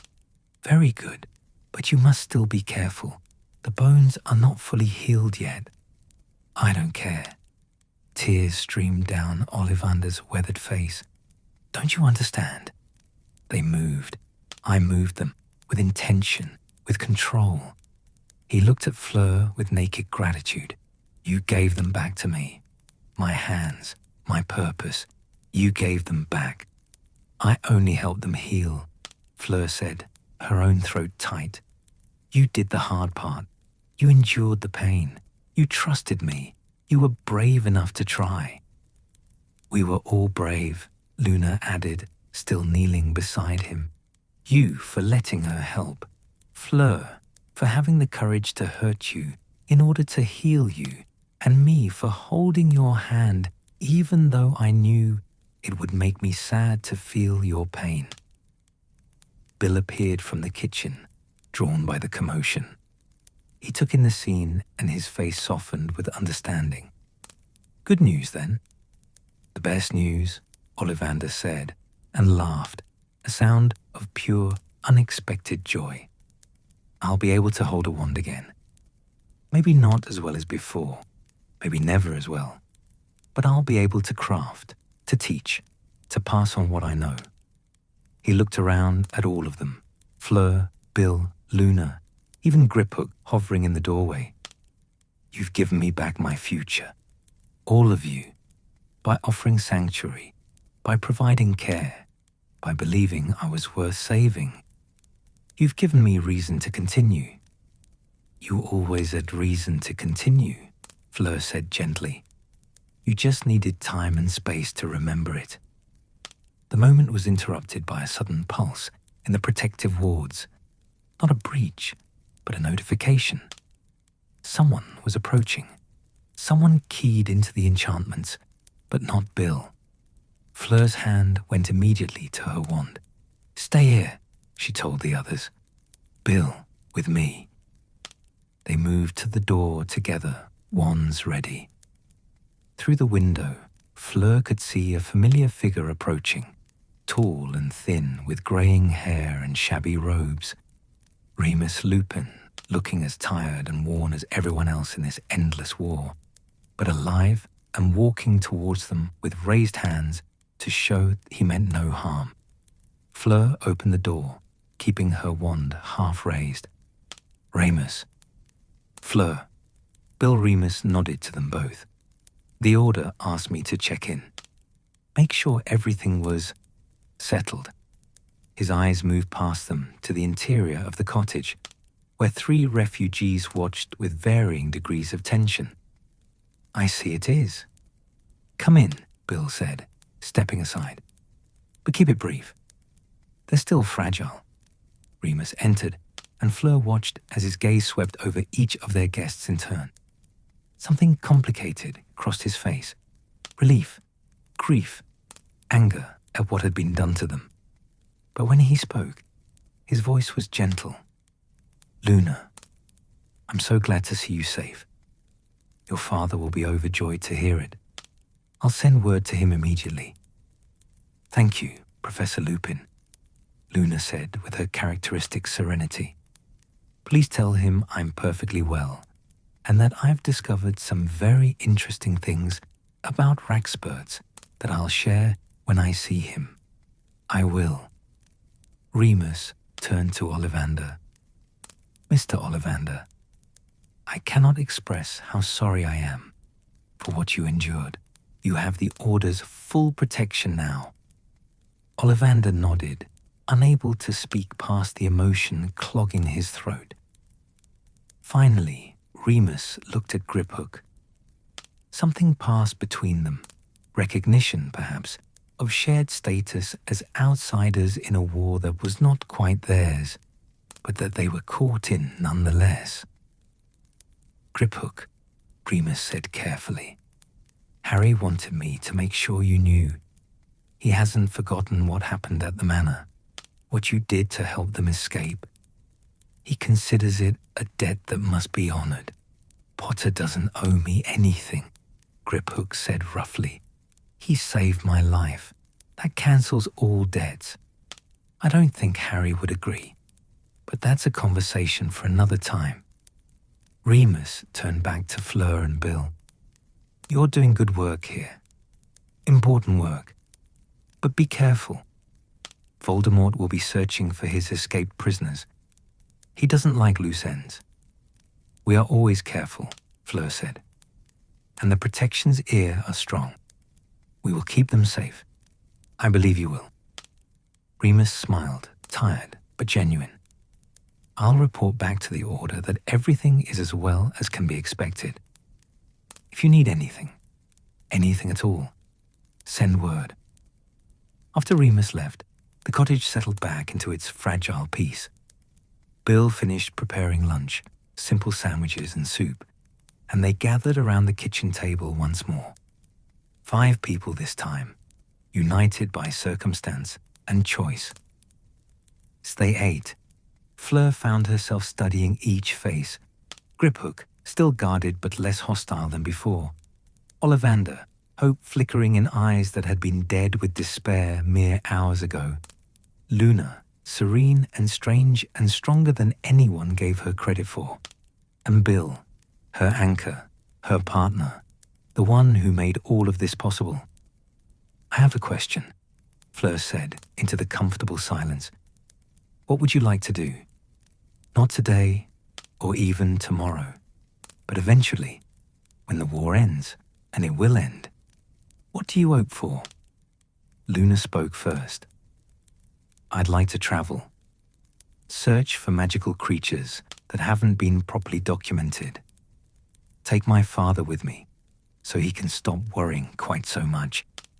I'd like to rebuild Gringotts, Griphook said slowly, as if testing the words. Restore it to goblin control. Make it what it should have been all along, a symbol of goblin craft and pride, not wizard dominance. Ollivander was quiet longest. Then, I'd like to take an apprentice, someone young and eager. Teach them everything I know about wand lore, so that when I'm gone, the knowledge continues. And I'd like to make one more wand, just one, perfect in every way, to prove to myself that I still can. You will, Fleur said with certainty. All of you. You will do these things and more, because you've survived, and survival means possibility. What about you? Luna asked. What do you hope for, Fleur?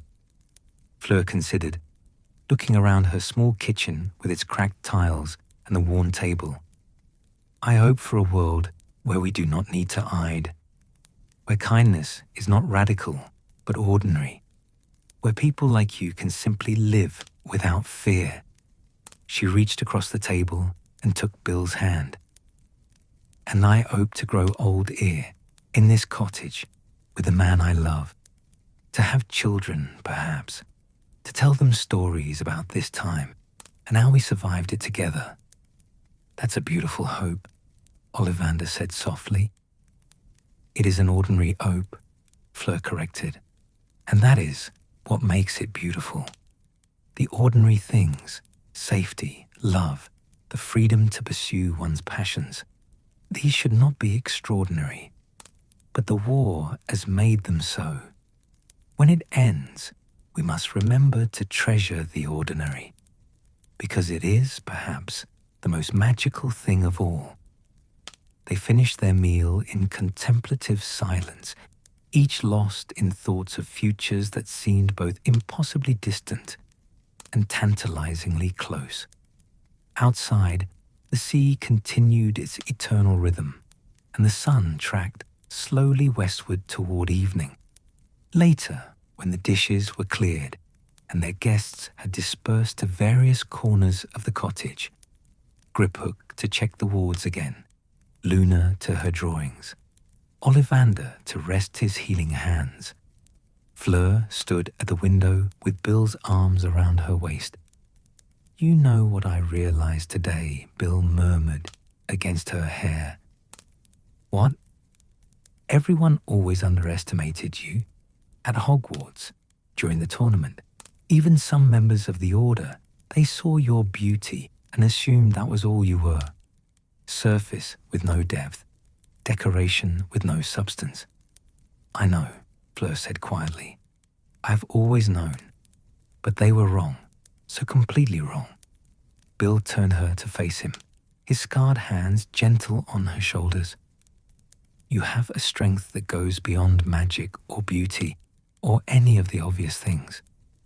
You have the strength to see suffering and not look away, to offer help knowing it might cost you everything, to create sanctuary in the middle of war. That's real power, Fleur, the kind that actually changes things. Fleur felt tears prick her eyes. I'm just doing what anyone would. No, Bill interrupted firmly. Not anyone. Most people would have closed their doors, protected themselves and their own. What you're doing, what we're doing, it's extraordinary. Don't diminish it by calling it ordinary. But I want it to be ordinary, Fleur said, and the tears spilled over now. I want living in a world where we help each other to be so normal, so expected, that no one thinks to praise it. That is the world I am fighting for, Bill. Not one where I am special for showing basic human decency, but one where everyone does it as naturally as breathing. Bill pulled her close, and she let herself cry against his chest. For the world that was, for the world that might be, for the 3 broken souls upstairs who are slowly learning to be whole again. For all of it, we'll get there, Bill promised. Maybe not in our lifetime. Maybe not for years. But we'll get there. Because people like you exist. People who refuse to let darkness have the final word. Fleur held on to him, drawing strength from his certainty. Around them, Shell Cottage hummed with protective magic and the quiet sounds of healing. In the sitting room, Ollivander slept peacefully, his hands already showing signs of returning function. Upstairs, Griphook was probably pacing, working through his trauma in his own way.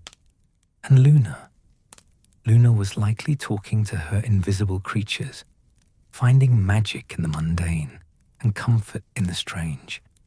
They were all there, sheltered and safe, because Fleur had chosen to open her door, because she had looked at danger and decided that some things were worth the risk, because she had understood, perhaps better than most, that true strength was not in power or beauty or magic, but in the simple courage to care when caring was costly. The sun set over Shell Cottage, painting the sky in shades of amber and rose. Inside, 5 people found their various ways toward rest, and tomorrow would come, as it always did, with new challenges and old pains and the ongoing work of survival. But for tonight, there was this, warmth and safety, and the fragile beginning of hope. A goblin who had reclaimed his pride, a wand-maker who had reclaimed his hands, a girl who had never lost herself despite every attempt to break her, and a woman who had discovered that her greatest magic was not in her appearance or her spells, but in her capacity to love fiercely and protect completely. It was not victory. The war raged on beyond their walls, but it was enough, and in the end, perhaps enough was all any of them needed to keep going, one day at a time, one act of kindness at a time, one small light in the darkness at a time, until the dawn finally came.